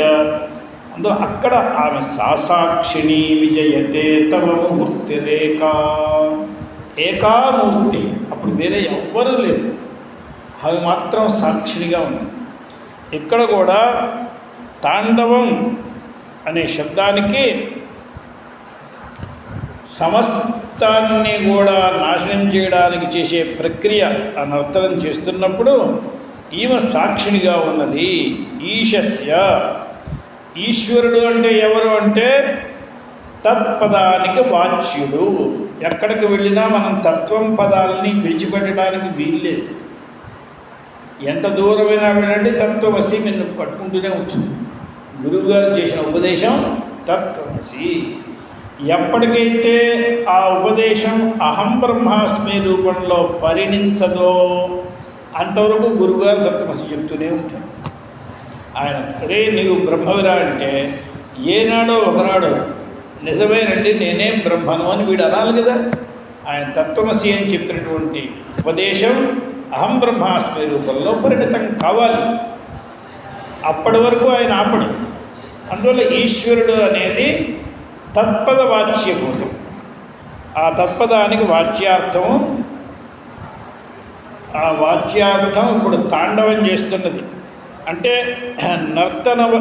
నర్తనవత్ ప్రయత్న సంపాద్యం లీలా మాత్రం. సంహార లీల, సృష్టి లీల, స్థితి లీల, సంహార లీల, అన్నీ లీలలే. దీంట్లో ఏ ఒకటి నిజంగా అన్నీ లీలలే. నర్తనవత్ అప్రయత్న సంపాద్యం. ఈయనకేమీ ప్రయత్నం అక్కర్లేదు. ప్రయత్నం లేకుండా చిన్న పిల్లలకి జన్మాంతర వాసన వలన ఆ పిల్లలు అడుగులేస్తూనే వాళ్ళు నృత్యం చేస్తూ ఉంటారు. అలాగే ఈశ్వరుడు ఎంతకాలం నుంచి నటరాజాగా ఉన్నాడు. నటనం చేసేవాళ్ళు రాజు. మరి ఈ నటరాజుకి ఈయన శ్రీకృష్ణుడు, ఈయన నటరాజు, శివుడు నటరాజు. ఎందుకంటే శ్రీకృష్ణుడు కాళీయం మీద నృత్యం చేశాడు కదా. కాళీయం మీద నృత్యం చేసినప్పుడు ఒక ఆశ్చర్యం ఏంటంటే నృత్యం చేసే వాళ్ళకి ఆ మంచం సమానంగా ఉండాలి. ఏ స్టేజ్ మీద వాళ్ళు నృత్యం చేస్తున్నారో ఆ స్టేజ్ ఆడుతూనే ఉంటే ఇంకా వాళ్ళేమో ఆడగలరు. అందువల్ల స్టేజ్ కరెక్ట్గా ఉండాలి. అది ఎత్తుపల్లాల్లో ఉంటే. కానీ ఈయన ఎంచుకున్న స్టేజ్ ఏమిటి? కాళీయ శిరస్సు. ఒక శిరస్సు ఇక్కడ ఉంటే రెండో శిరస్సు ఇక్కడ ఉంది, మూడో శిరస్సు ఇక్కడ ఉంది. ఇటుపక్క 500 శిరస్సులు, అటుపక్క 500 శిరస్సు. సహస్ర ఫణాపడి పండితుడు కాళీయుడు. ఈయన ఇక్కడి నుంచి జల్లు మన ఇక్కడి నుంచి పైకి ఎగిరితే, ఆకాశంలోకి ఎగిరితే ఎక్కడో మూడో శిరస్సు మీద పడతాడు. ఈయన పడంగానే వాడి శిరస్సు పాతాళం దాకా వంగిపోతుంది. ఇక ఆ శిరస్సు లేవదు. ఆ శిరస్సుని మళ్ళా వాడు ఎత్తలేడు. అయిపోయింది. మనకి చూడ్డానికి ఏదో చిన్న పిల్లవాళ్ళగా చాలా చిన్నటి కాళ్ళు, ఎర్రటి సుకుమారమైన కాళ్ళు మనకు కనిపిస్తున్నాయి. కాళీయుడిని అడిగితే ఏడు చెప్తాడు, అయ్యా ఇది పుడిగండి, ఇది మనిషి కాదు, అశని, ఇది పుడిగు పట్టేట్టుంది. వాడికి ఆ తల నరాలన్నీ వంగిపోయినాయి. ఇక అవి పనిచేయవు. ఆ జీవాలన్నీ ఇక్కడి నుంచి మన ఎక్కడో 10వ తలకు వెళ్తాడు. ఈయన ఎక్స్పెక్ట్ కూడా చేయలేడు ఎక్కడ పడతాడు. ఇలా అన్నీ అయిపోయిన తర్వాత ఇక సుమారుగా అయిపోయినాయి. ఏదో 4-5 మిగిలినాయి. కాళీయుడు అడిగాడు, అయ్యా ఈ 4 కూడా పూర్తి చేయవయ్యా అన్నాడు. ఇన్ని చేసిన వాడికి ఈ 4 ఎక్కువైనాయా కూడా చెయ్యి. అందువల్ల విషమ స్థానంలో కూడా నృత్యం చేశాడు ఆయన. ఈయన నృత్యం చేస్తూనే ఉంటాడు. ఈయన కూడా విషమ స్థానంలో 14 లోకాలని, అనేక బ్రహ్మాండాలని పెట్టుకుని ఈయన నృత్యం చేస్తుంటాడు. అందువల్ల నర్తనవత్ అప్రయత్న సంపాద్యం లీలామాత్రం జగత్సర్జనాది రూపా క్రియా చలన్ రూప కర్మత్వ సామాన్య. ఈ సర్జనం అనేది నిజంగా క్రియ కాదు. ఎందువల్ల క్రియ కాదంటే దీన్ని చేసేవాడు ఎవడున్నాడండి? కర్త ఎవడైనా ఉంటే అది క్రియ అవుతుంది. సంకల్ప మాత్రంతో జరుగుతూ ఉంటే అది క్రియ. దాని కర్త ఎవరు? ఈ సంకల్పం కూడా ఏది ఎలా జరుగుతుందో అది అలా జరుగుతూ ఉండాలి అనేది సంకల్పం. ఇది ఇలా జరగాలి అనే సంకల్పం కూడా లేదు. మరి దీన్ని క్రియని ఎందుకన్నారు? చూసేవాళ్ళ క్రియలాగా కనిపిస్తుంది కాబట్టి క్రియని అన్నా. ఇది నిజంగా క్రియ కాదు, వాడు కాదు. దీనికి దృష్టాంతం గాఢ సుషుప్తిలో మనిషి ఇటు అటు దొరుకుతూ ఉంటారు. చిన్న పిల్లలు ఇక్కడ పడుకుంటారు, ఎక్కడో నిద్రలేస్తారు. ఇక్కడి నుంచి మొత్తం భూచక్రంలాగా తిరిగి ఎక్కడికో వస్తారు. వాళ్ళని నిద్ర లేచిన తర్వాత ఎందుకురా నిద్రలో తిరుగుతున్నామంటే వాడు ఒప్పుకుంటాడా? నిజంగా వాడు తిరగలేదు. మరి మనకు కనిపించేటువంటి క్రియ ఏమిటని? ఇది మన దృష్టిలో ఉన్న దోషం తప్ప అక్కడ కర్త లేడు. ఇది తిరగాలి అని వాడు తిరిగాడా? వాడి కర్తృత్వం లేదు. కర్తృత్వం లేకపోతే అది క్రియ కాదు, అది క్రియలాగా మనకి భాషిస్తుంది. క్రియాభాసం అది క్రియ కాదు. అలాగే భగవంతుడు చేసే సృష్టి కానీ స్థితి కానీ సంహారం కానీ ఇవేమీ క్రియలు కావు. ఈ క్రియాభాసానికి తస్య సాక్షిణి అనే దానికి అర్థం ఏంటంటే అసంసర్గ ప్రకాశ రూపిణి. ఈ తాండవం చేసేటువంటి తత్పద వాచ్యంతో ఆమె కలవకుండా ఉంటూనే దాన్ని ప్రకాశింపజేస్తూ ఉంటుంది. ఇది సాక్షిత్వం ఉంటుంది. దీనిలో కలిసి ఉండదు, కలవకపోయినా ఆ విషయాన్ని ప్రకాశింపజేస్తుంది. ఈనాడు మన భారతదేశంలో చాలా శిలాఖండాలు మన భారతదేశ చరిత్రకు సాక్షిగా ఉన్నాయి. అంటే ఏమైనా నోరు విప్పి సాక్ష్యం చెప్తాయా? అది ఏమున్నాయని చాలా పెద్ద మందిరాలు సగం కూలిపోయి ఉన్నాయి. చాలా పెద్ద స్తంభాలు సగం విరిగిపోయి ఉన్నాయి. ఇవన్నీ మనకి ఏం చెప్తున్నాయి? ఎవరో దుష్టులు వచ్చి ఇక్కడ సర్వ విధ్వంసము చేశారు అని చెప్తున్నాయా లేదా? అది ఇప్పుడు అవి చెప్తున్నాయి. ఇవే సాక్ష్యాలు మనకి. ఈ సాక్ష్యాలు ఈ చరిత్ర చెప్తున్నాయి అంటే అవి ఈనాడు వాటితో కలిసి లేకపోయినా ప్రకాశకంగా ఉన్నాయి.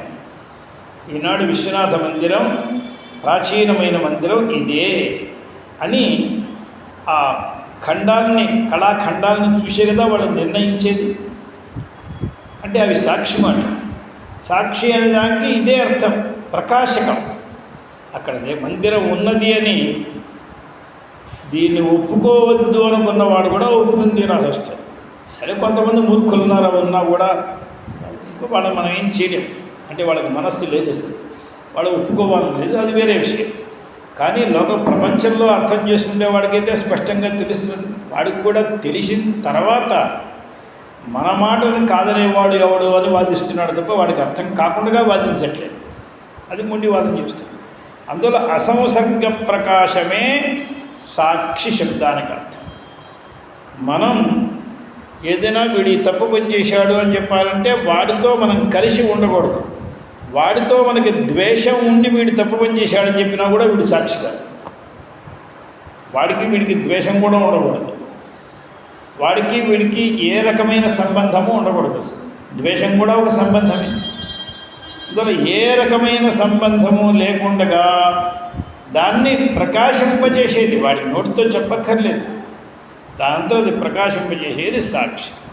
దీనికి ప్రమాణం ఏమిటండి? సాక్షి అనే దానికి సంబంధం లేకుండా ఉండాలి అనే దానికి ప్రమాణం బృహదారణ్యకం అసంగో నహి సజ్జతే.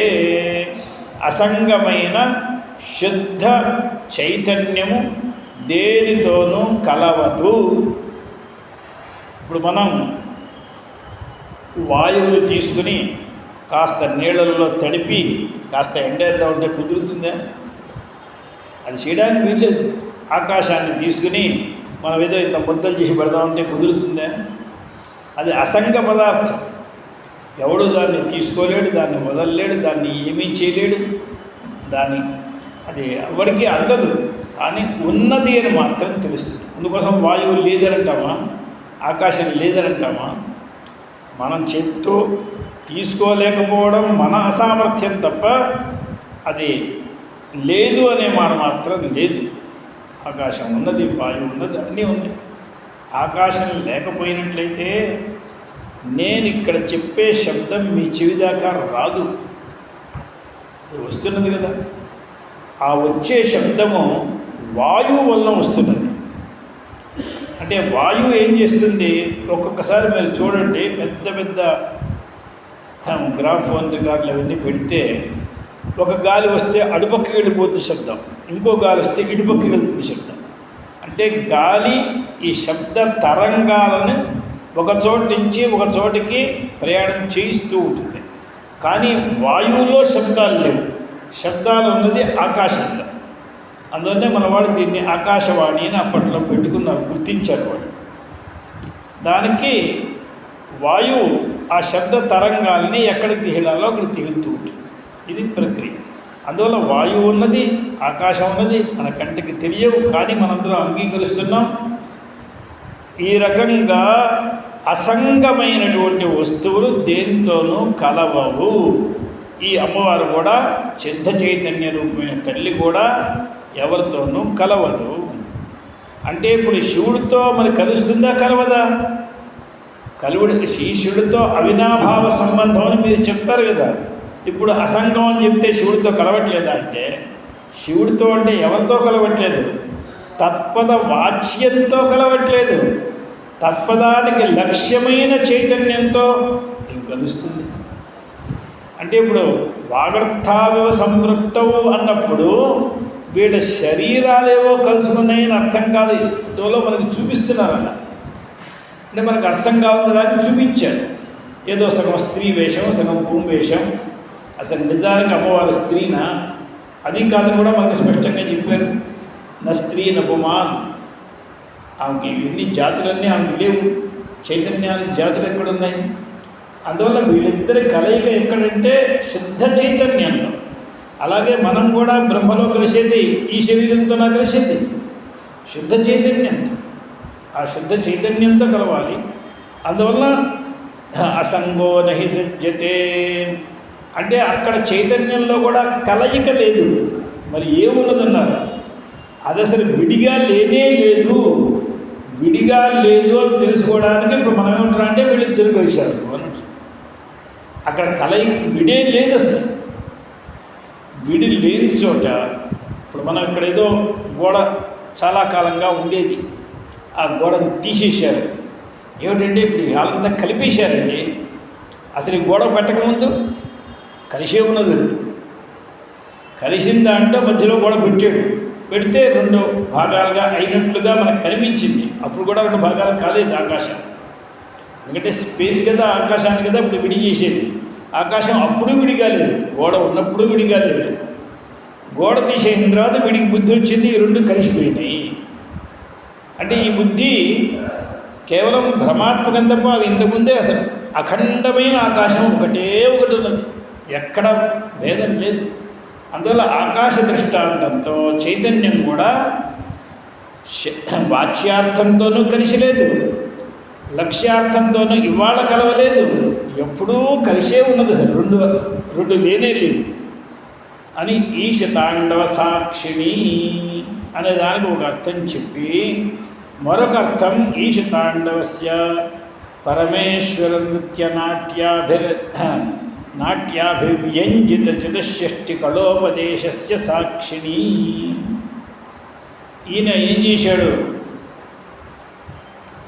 ఈశ్వరుడు చతుషష్ఠి కళలను ఉపదేశం చేశాడు. అనేక మంది మహర్షులు వచ్చి ఒక చోట కూర్చున్నారు.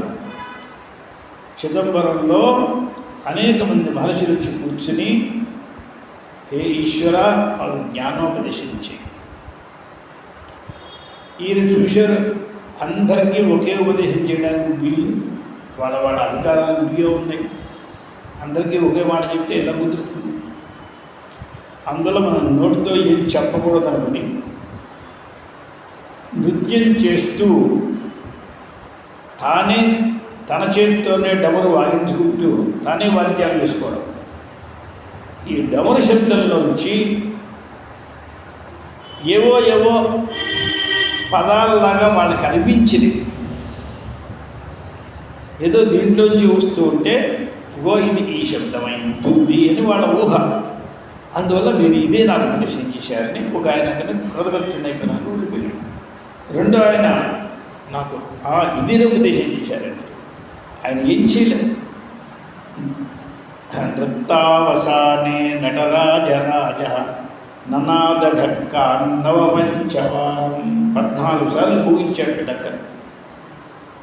ఆ నృత్యావసానంలో నటరాజరాజు 14 సార్లు ముగించేవాటికి ఉద్ధర్తుకామ సనకాది సిద్ధాన్ ఎందుకు వాగించాడని సనకాది సిద్ధులందరినీ ఉద్ధరించాలి అని వాగించాడు. వాళ్ళందరూ ఉద్ధరింపబడ్డారు. వాళ్ళకి కావాల్సింది వాళ్ళకి అర్థమైంది.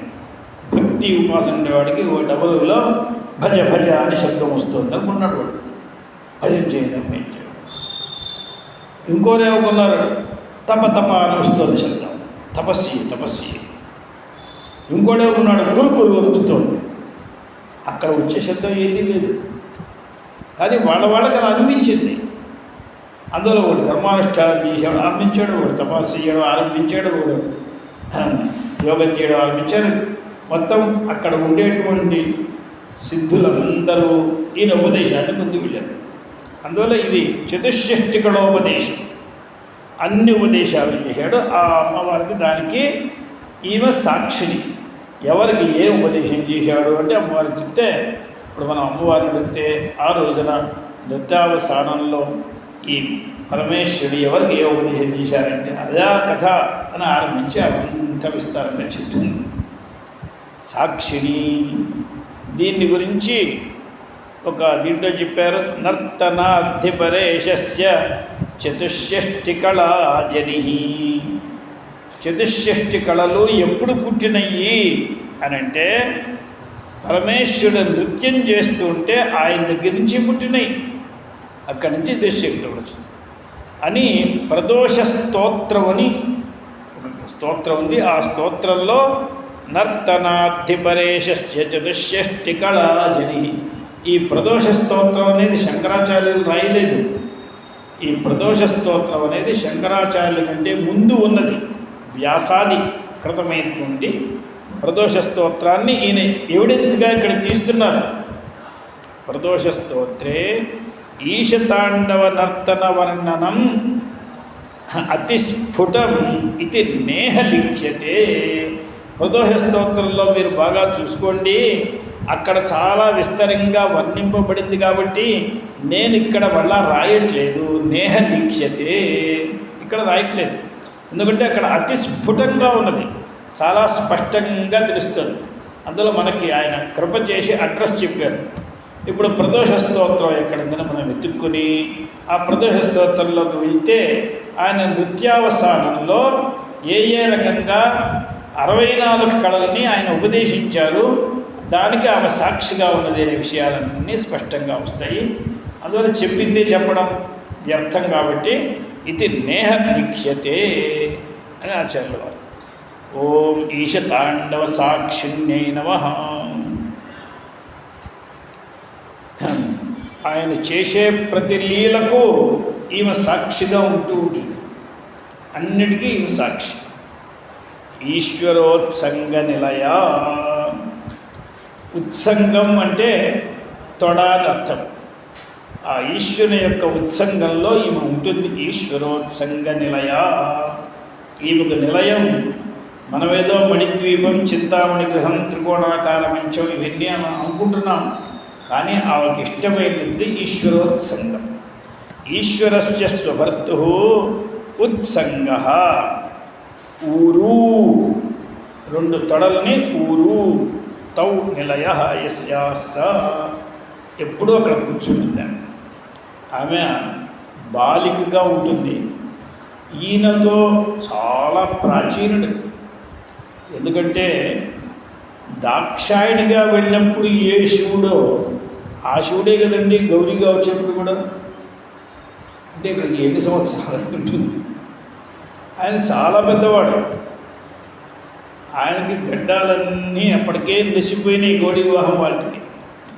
ఏదో విష్ణువు వీళ్ళందరూ వేసి ఏదో కలర్లు వేసి ఒక వరుణ్ణిగా తయారు చేశారు. ఆ వేసిన కలర్ ఎంతసేపు ఉంటుంది. అందువల్ల ఈయన చాలా పెద్దవాడు. ఆయన ఒళ్ళో ఈమె కూర్చుంటుంది.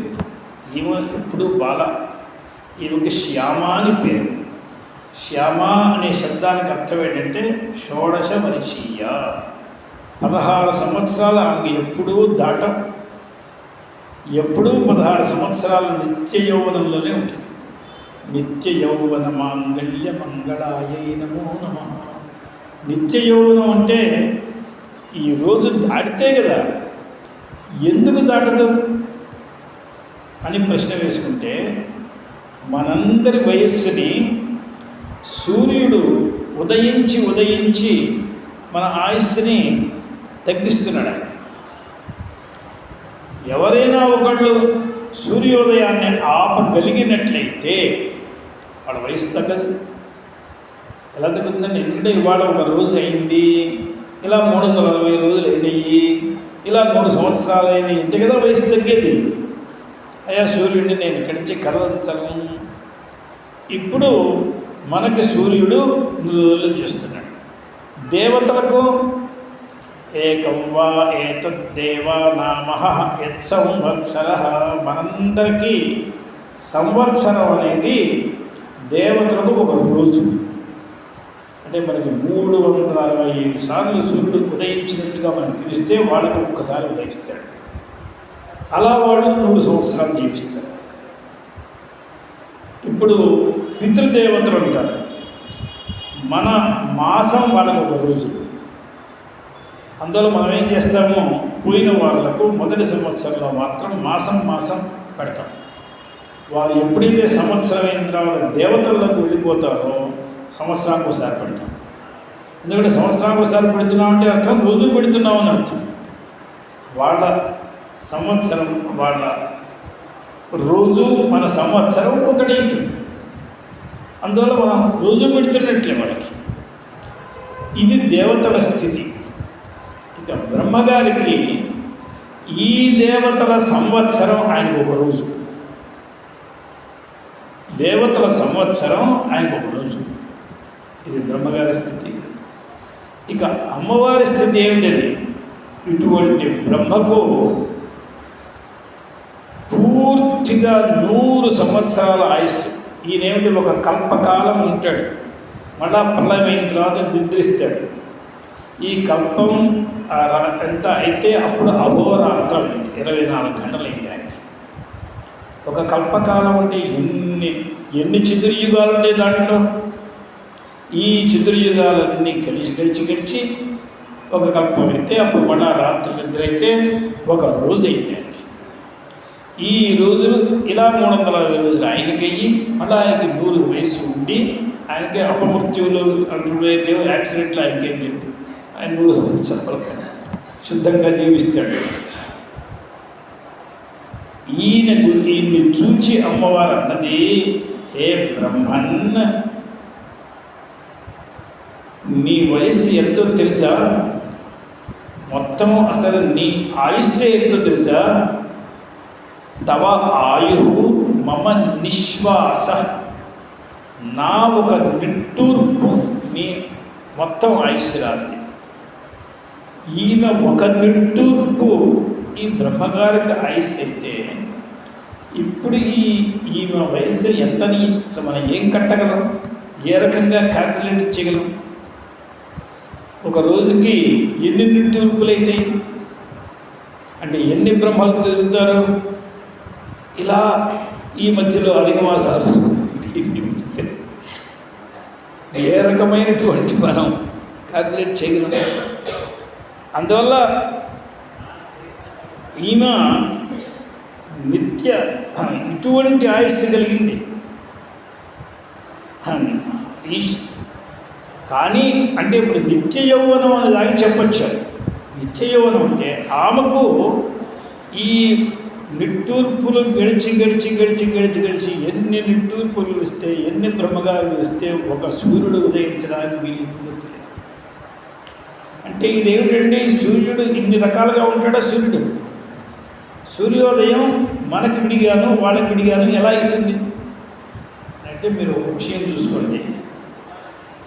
ఏ సర్కిల్ గీచినా 360 డిగ్రీస్ అనేది నిశ్చయం, దీంట్లో ఏమీ సందేహం లేదు. ఇప్పుడు మనం ఒక చాలా పెద్ద సర్కిల్ గీద్దాం, దానిలో ఒక 100 సర్కిల్ గీద్దాం. 100వ సర్కిల్లో మీరు తిరిగి రావడానికి ఎంతసేపు పడుతుంది? మీ పదాన్ని తిప్పడానికి సరిపోతుంది. ఇక్కడ 360 degrees ఉన్నాయి. ఆ పైదాన్ని 100వ దాన్ని బయట నుంచి 100వ దాన్ని తిరిగిరమ్మంటే దానికి కొంత టైం పడుతుంది. ఇప్పుడు మనం చిన్న సర్కిల్లో ఉన్న వాళ్ళకి మనకి ఆ సూర్యుడు వెంటనే కనిపిస్తున్నాడు మనకి, అందులో మనకి వెంటనే అవుతుంది. ఇంతకంటే పై సర్కిల్లో ఉండే వాళ్ళకి మనకంటే కొంచెం తేడా కనిపిస్తుంది. అంతకంటే పై సర్కిల్లో ఉండే వాళ్ళకి ఈ సర్కిల్ అన్నీ దాటి ఉన్నటువంటి అమ్మవారికి ఇది విషయం అన్నమాట. అందువల్ల ఒకే సూర్యుడు కానీ మనకి ఇలా కనిపిస్తున్నాడు. మనకంటే కూడా చిన్న సర్కిల్లో ఉండే వాళ్ళకి గంటకోసారి సూర్యోదయం కావచ్చు. అంటే వాళ్ళ ఒక రోజు వాళ్ళకి 24 రోజులు అంటే సుమారుగా ఒక మాసం అనుకోండి. వాళ్ళ మాసం మనకు ఒక రోజు అవుతుంది ఇప్పుడు మనకంటే చిన్న సర్కిల్లో ఉండే వాళ్ళకి. కాబట్టి వాళ్ళందరూ అనుకుంటారు వీళ్ళందరూ చిరంజీవులండి, సావరు వీళ్ళు, ఎన్నాళ్ళు ఇలాగే ఉన్నారు వాళ్ళు అనుకోవచ్చు. అలాగే మనం కూడా బ్రహ్మగారు అనుకుంటున్నాం, ఆ బ్రహ్మగారు అమ్మవారిని అనుకుంటున్నాడు. అందులో నిత్య యౌవనం అంటే ఇక ఈ యౌవనానికి సూర్యోదయం అయితే కదా తగ్గేది. కానీ కాబట్టి ఆ సూర్యుడు ఎంత వేగంగా వెళ్దాం అనుకున్నా ఆమె సర్కిల్లో ఈయన వేగం ఏం పనిచేయట్లేదు, అని సర్కిల్ పెట్టుకోవచ్చు. అందువల్ల ఈమె ఎప్పుడూ షోడశవర్షీయ, నిత్యము షోడశవర్షీయ. ఈశ్వరస్య స్వభర్తు ఉత్సంగ ఊరు, అవే నిలయం. ఈమె ఎప్పుడూ అక్కడే ఉంటుంది. ఈశ్వరోత్సంగ నిలయ, ఓం ఈశ్వరోత్సంగ నిలయాయై నమః. ఈతి బాధా వినాశిని. ఎప్పుడైతే ఈమె ఈశ్వరోత్సంగంలో కూర్చుంటుందో, ఈశ్వరుని యొక్క తొడల్లో కూర్చుంటుందో, అప్పుడు మనం ఆ అమ్మవారిని ఒక్కసారి ముఖం చూస్తే మన ఈతి బాధలన్నిటినీ పోగొడుతుంది. ఎక్కడో మణిద్వీపంలో ఉన్నదాన్ని చూసామనుకోండి, ఏమిట్రా అక్కడ రాజరిక, ఆ దృష్టిలో రాజరికం ఉంటుంది. ఈశ్వరోత్సంగంలో కూర్చున్నప్పుడు వాళ్ళిద్దరు దంపతులు, మనందరం పిల్లలం. అయ్యో వీడికి కష్టంగా ఉందరా, నువ్వు నేను ఈ ఊళ్ళో కూర్చుంటే నువ్వు ఆ ఊళ్ళో కూర్చో అని కూర్చోబెట్టుకుని ఈతి బాధలన్నింటినీ దూరం చేస్తుంది. అందువల్ల అమ్మవారిని ధ్యానం చేసేటప్పుడు మనం ఈశ్వరోత్సంగంగా ధ్యానం చేసినట్లయితే వెంటనే ఆవిడ ఊళ్ళో కూర్చోబెట్టుకుంటుంది. కొంచెం పెద్దవాడైతే ఆయన ఊళ్ళో కూర్చోబెట్టుకుంటుంది. 10 మంది వస్తే ఆవిడ ఊళ్ళో, ఆవిడ భుజం మీద, ఆవిడ వీపు మీద, ఆవిడ నెత్తి మీద, అంత మీద కూర్చోబెట్టుకుంటుంది. వాళ్ళకి ఈతి బాధలు ఉండవు. అందువల్ల ఈతి బాధ వినాశిని. ఇప్పుడు ఈతి బాధలు అంటే మనం పెద్దగా వర్ణించక్కర్లేదు ఏమిటి ఈతి బాధలు, ఎందుకంటే రోజు అనుభవిస్తూ ఉండేవే. దీని గురించి చెప్పేది ఉంది. దైవాద్యుపద్రవాలు, ఒకసారి దైవిక ఉపద్రవం వస్తుంది, ఒకసారి మానుష ఉపద్రవం వస్తుంది, ఒకసారి ఎలుకలు, పిల్లులు ఇవన్నీ కూడా ఉపద్రవాలు చేస్తాయి. ఉపద్రవాలు చేయడానికి ఎన్నో ఉన్నాయి, ఒక ఉపద్రవాలు కాదు, ఒక ఎన్నో ఉపద్రవాలు. అందువల్ల దైవాది అని ఆచార్యులు వారు వదిలేశారు. దైవం, పితృ, మానుషం, పశువులు, పక్షులు, చీమలు, దోమలు అన్నీ ఉపద్రవం చేయడానికి అందరూ పెద్దవాడు. దానికేం పెద్ద యోగ్యత అక్కర్లేదు. అందరూ ఎవరికి చాదనేంత వాళ్ళు యథాశక్తి ఉపద్రవాన్ని చేస్తూనే ఉంటారు. అందువల్ల దైవాద్యుపద్రవా అంటే క్షుద్ర జంతు పీడావా, చాలా చిన్న చిన్న జంతువులు, వాటిని పట్టుకుని చంపడానికి వీల్లేదు, వాటిని చేసేటువంటి ఉపద్రవాన్ని తట్టుకోవడానికి వీల్లేదు. క్షుద్ర జంతువు, క్షుద్రం అంటే చాలా చిన్న జంతువు. ఏదో ఒక చిన్న పురుగు వస్తుంది, ఏదో దాని అది ముఖం మీద తిరుగుతూనే ఉంటుంది. ఎన్నిసార్లు అయినా అది పోతుంది. ఇప్పుడు దీన్ని ఎక్కడ కంప్లైంట్ చేస్తాం? మోదీ గారికి కంప్లైంట్ చేయగలం మనం. దీన్ని ఏం చేస్తాం? ఇది క్షుద్ర జంతు పీడ, ఇది పోయి ఈతి బాధ. క్షుద్ర జంతు పీడావా తాం వినాశయతి. ఈతి బాధలన్నీ పోగొట్టడానికి ఎవరితో చెప్పుకుంటాం ఈతి బాధ? ఇప్పుడు ఒంటి నిండా చెమట పోస్తున్నది, గుడ్డలన్నీ తడిసిపోతున్నాయి, ఎండ ఎక్కడ చూసినా ఎండగాలి వస్తుంది, దీని నుంచి ఎవరితో కంప్లైంట్ చేస్తాం? కనీసం స్నానం చేద్దామంటే ఒళ్ళంతా తగలబడుతుంది ఆ వేడి నీళ్ళకు. వాటిని చలికాలంలో నీళ్ళను వేడి చేసినట్టు వీటిని ఎక్కడి నుంచి చల్లదనం చేస్తామండి. వీటిని ఎన్ని బకెట్లు పెడతాం? అందువల్ల క్షణానికి స్నానం చేయడానికి కూడా కాళ్ళ మీద నీళ్ళు పోస్తే కాళ్ళు మండిపోతున్నాయి, చేతుల్లో పట్టుకోవడం. ఇటువంటి ఈతి బాధలు ఇవన్నీ అంటే అనేక ఉపద్రవాలు, భౌతికమైన ఉపద్రవాలు అనేక, అన్నిటినీ కూడా అమ్మ దూరం చేస్తుంది. ఈతి బాధా వినాశిని. ఓం ఈతి బాధా వినాశిని నమః. ఈహా విరహిత. అమ్మవారికి ఈహా అంటే ఇచ్ఛ అని అర్థం. అమ్మవారికి ఇచ్ఛ ఏమీ ఉండదు. ఏమిటి ఇచ్ఛ అంటే ఏమిటి? మనం పొందడానికి ఆశించి అది మనకి ప్రాప్తం కాకపోతే దాని మీద మనకి ఇచ్ఛ ఉంటుంది. అందువల్ల అప్రాప్త ప్రాప్తిం ప్రతి ఇచ్ఛ. ఏదైతే మనకు దొరకలేదో అది పొందాలి అని అనుకున్నామో ఆ ఇచ్ఛకు పేరు ఈహా అని పేరు. అమ్మవారికి అటువంటిది ఏమీ లేదు. తాను పొందనిది అంటూ ఏమీ లేదు. సర్వవ్యాపకమైన వస్తువుకు ఆమె పొందకపోవడం ఏముంది? మనకి ఎక్కడో ఉన్నటువంటి వస్తువును పొందలేదు. మనం ఇక్కడి నుంచి అక్కడ దాకా వ్యాపించి ఉంటే ఎందుకు పొందాం? అందులో సర్వవ్యాపకమైనటువంటి పరమాత్మ పరమేశ్వరి పొందని వస్తువు లేదు. అందువల్ల ఈహా విరహిత, దయా విరహిత. ఎందుకంటే ఆప్త కామత్వాత్. సమస్తము ఆవిడ పొందే ఉన్నది. సమస్తము ఆవిడికి హస్తగతమే. ఏది చూసినా హస్తగతం. ఓం ఈహా విరహితాయే నమః. ఈశశక్తి. ఇప్పుడు ఈశ్వరుడు ఇంత తాండవం చేస్తున్నాడు. ఆయన చతుష్షష్టి కళలు ఉపదేశం చేస్తున్నాడు, అందరినీ ఉద్ధరిస్తున్నాడు. అంతా బాగానే ఉందండి.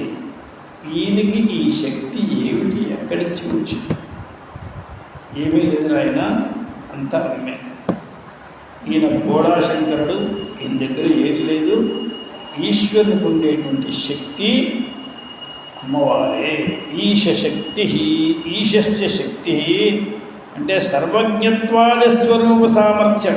ఈయన సర్వజ్ఞుడు, సర్వైశ్వర్య సంపన్నుడు, సర్వవ్యాపకుడు, సర్వాత్మకుడు, సర్వశక్తుడు అని ఎన్ని చెప్పినా అంతా. అందువల్లనే ఆచార్యుల వారు ఇదంతా నాకు తెలిసిపోయిందయ్యా, పాణిగ్రహణ పరిపాటి ఫలమిదం అన్నాడు. పాణిగ్రహణ పరిపాటి ఫలమిదం. ఎప్పుడు ఏ ముహూర్తంలో పట్టుకున్నావో, త్యాగరాజస్వామి గారు కూడా అన్నారు, మా జానకమ్మ చేపట్టి మహారాజు వేయాలన్నాడు. అదే నీకేమిటిగా చేసినట్టు. మా జానకమ్మ చేపట్టి మహారాజు వైద్య. అందువల్ల స్త్రీ చిత్తం పురుషుని భాగ్యం అని అంటారు. అందువల్ల అమ్మది శక్తి. అమ్మ కనిపించదు. శక్తి ఎక్కడా కనిపించదు. దీంట్లో ఏదో ఒక శక్తి ఉంది. మనకి బిడ్డే కనిపిస్తుంది, దీంట్లో శక్తి ఏం కనిపిస్తుంది? ఏదో ఒక పలుగులో ఒక శక్తి ఉన్నది. ఆ శక్తి విడిగా కనిపిస్తుందా ఏంటి? ఆ పలుగు పలుగు చాలా గొప్పది. ఏదో ఈ మైక్ చాలా గొప్పది. దీంట్లో ఉన్న శక్తి ఏం కనిపిస్తుంది? అలాగే శివుడు మనకు కనిపిస్తూ ఉంటాడు తప్ప శక్తి కనిపించదు. కానీ ఉన్నదంతా విషయం అక్కడ. దీంట్లో ఈ శక్తి పోయిందనుకోండి, ఎందుకు చేస్తుంది? పాత సామాన్ల వాడికి వేస్తే 10 రూపాయలు ఇస్తాయి. ఎందుకంటే దీంట్లో ఏం లేదు. ఆ శక్తి ఉన్నంతసేపే దానికి మహాత్మ్యం, లేకపోతే ఏముండదు. అందువల్ల ఈశశక్తి, ఈశ్వరునికి సర్వజ్ఞత్వాది స్వరూప సామర్థ్యాన్ని అమ్మవారి ఇచ్చింది. దీనికి శ్వేతాశ్వతరోపనిషత్తు చెప్పింది, దేవాత్మశక్తిం స్వగుణైర్నిగూఢాం అని శ్వేతాశ్వతరోపనిషత్తులో. ఇది ఈ ఆత్మశక్తి అమ్మవారిదే. అందులో సర్వశక్తి సంపన్నురాలు ఆమె. శక్తిమంతుడికి చేసేటువంటి పూజంతా కూడా శక్తికే వెళ్తుంది. ఈ పూజంతా కూడా శక్తికే వెళ్తుంది. కానీ ఎవరికి మనం ధనవంతుడికి మనం తల ఉంచామనుకోండి, దీనికి అర్థమేమిటి? ధనానికి తల ఉంచామని అర్థం. ఎందుకంటే వాడే ధనవంతుడు కాకుండా వస్తే వీడు తల ఉంచుతారా ఏమిటి? హరిద్వార్లో ఒక రోజున ఒక పెద్ద విచారణ జరిగింది. సుమారుగా 150 సంవత్సరాల ముందు బ్రిటిష్ వాళ్ళు ఏం చేశారంటే, బదరీ నుంచి ఇటు కేదార్నాథ్ నుంచి 2 పక్కల నుంచి గంగ వస్తుంది.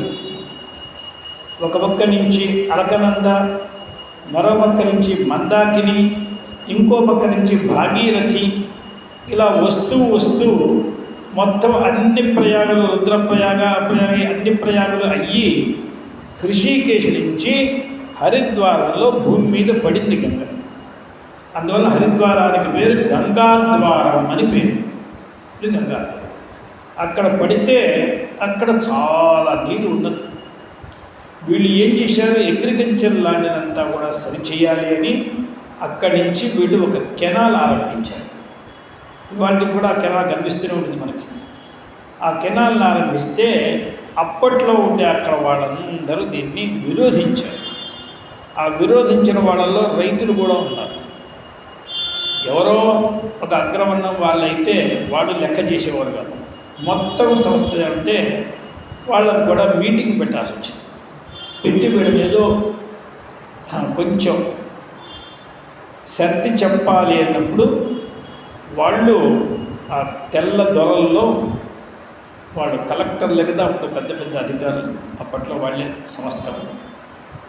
వాళ్ళు ఏం చెప్పారంటే, ఎవయా మీరు స్నానం చేసుకోవాలంటే మీకు గంగ నీరు, ఇప్పుడు అక్కడ ఉన్న గంగ నీరే, ఇక్కడ ఉన్న గంగ నీరే, దీంట్లో మీకు తేడా ఏమిటి?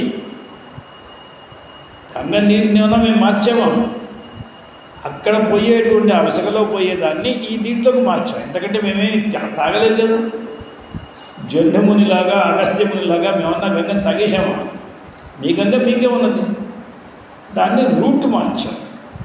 దీనివల్ల ఎన్నో లక్షల ఎకరాల పొలాలన్నీ కూడా పడ్డాయి అని వాళ్ళు చెప్తే, సరే దీన్ని ఏ రకంగా సమాధానం చెప్పాలి అని అందరూ ఆలోచిస్తూ ఉండగా, ఒక రైతు గోచి పెట్టుకుని తలపాగా చుట్టుకుని వాడు కర్ర పట్టుకుని లేచి, హుజూర్ అనుమతిస్తే నేను సమాధానం చెప్తాను. ఆయనకు ఆశ్చర్యమై చెప్పమని, మీరు స్వభావంగా ప్రవహించే గంగకు, మీరు కట్టిన కాలువల్లో ప్రవహించే గంగకు తేడా ఏమిటని అడుగుతున్నారు.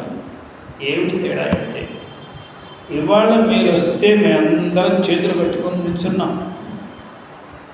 మీకు మీరు రిటర్న్ అయిపోయిన తర్వాత మీరు వస్తే మేము ఎలా ఉంటామో ఒకసారి ఆలోచించండి. ఈ మీకు ఆ మీకు తేడా ఏంటి? ఇదే తేడా స్వభావంగా ప్రవహించే గంగకు, కాలువల్లో ప్రవహించే గంగకు అని చెప్పాడు. చెప్తే వాడు ఆశ్చర్యపడ్డాడు. భారతదేశంలో స్వభావ సిద్ధంగా ఇంతటి బుద్ధిశక్తులు ఉన్నాయా వీరికి? వీరిని మనం ఏం చేయలేమని భయపడ్డాడు. అంటే ఇక్కడ వీళ్ళకు ఉండేటువంటి శక్తి చాలా అమితమైన శక్తి వీళ్ళది. ఇప్పుడు ఇది ఒరిజినల్గా వీళ్ళందరికీ వచ్చింది ఈశశక్తి, సర్వజ్ఞత్వాది సామర్థ్యం, దేవాత్మశక్తి స్వగుడైర్నిగూఢాం. అందువల్ల శక్తి బయట కనిపించదు, అది దానిలో ఉంటుంది.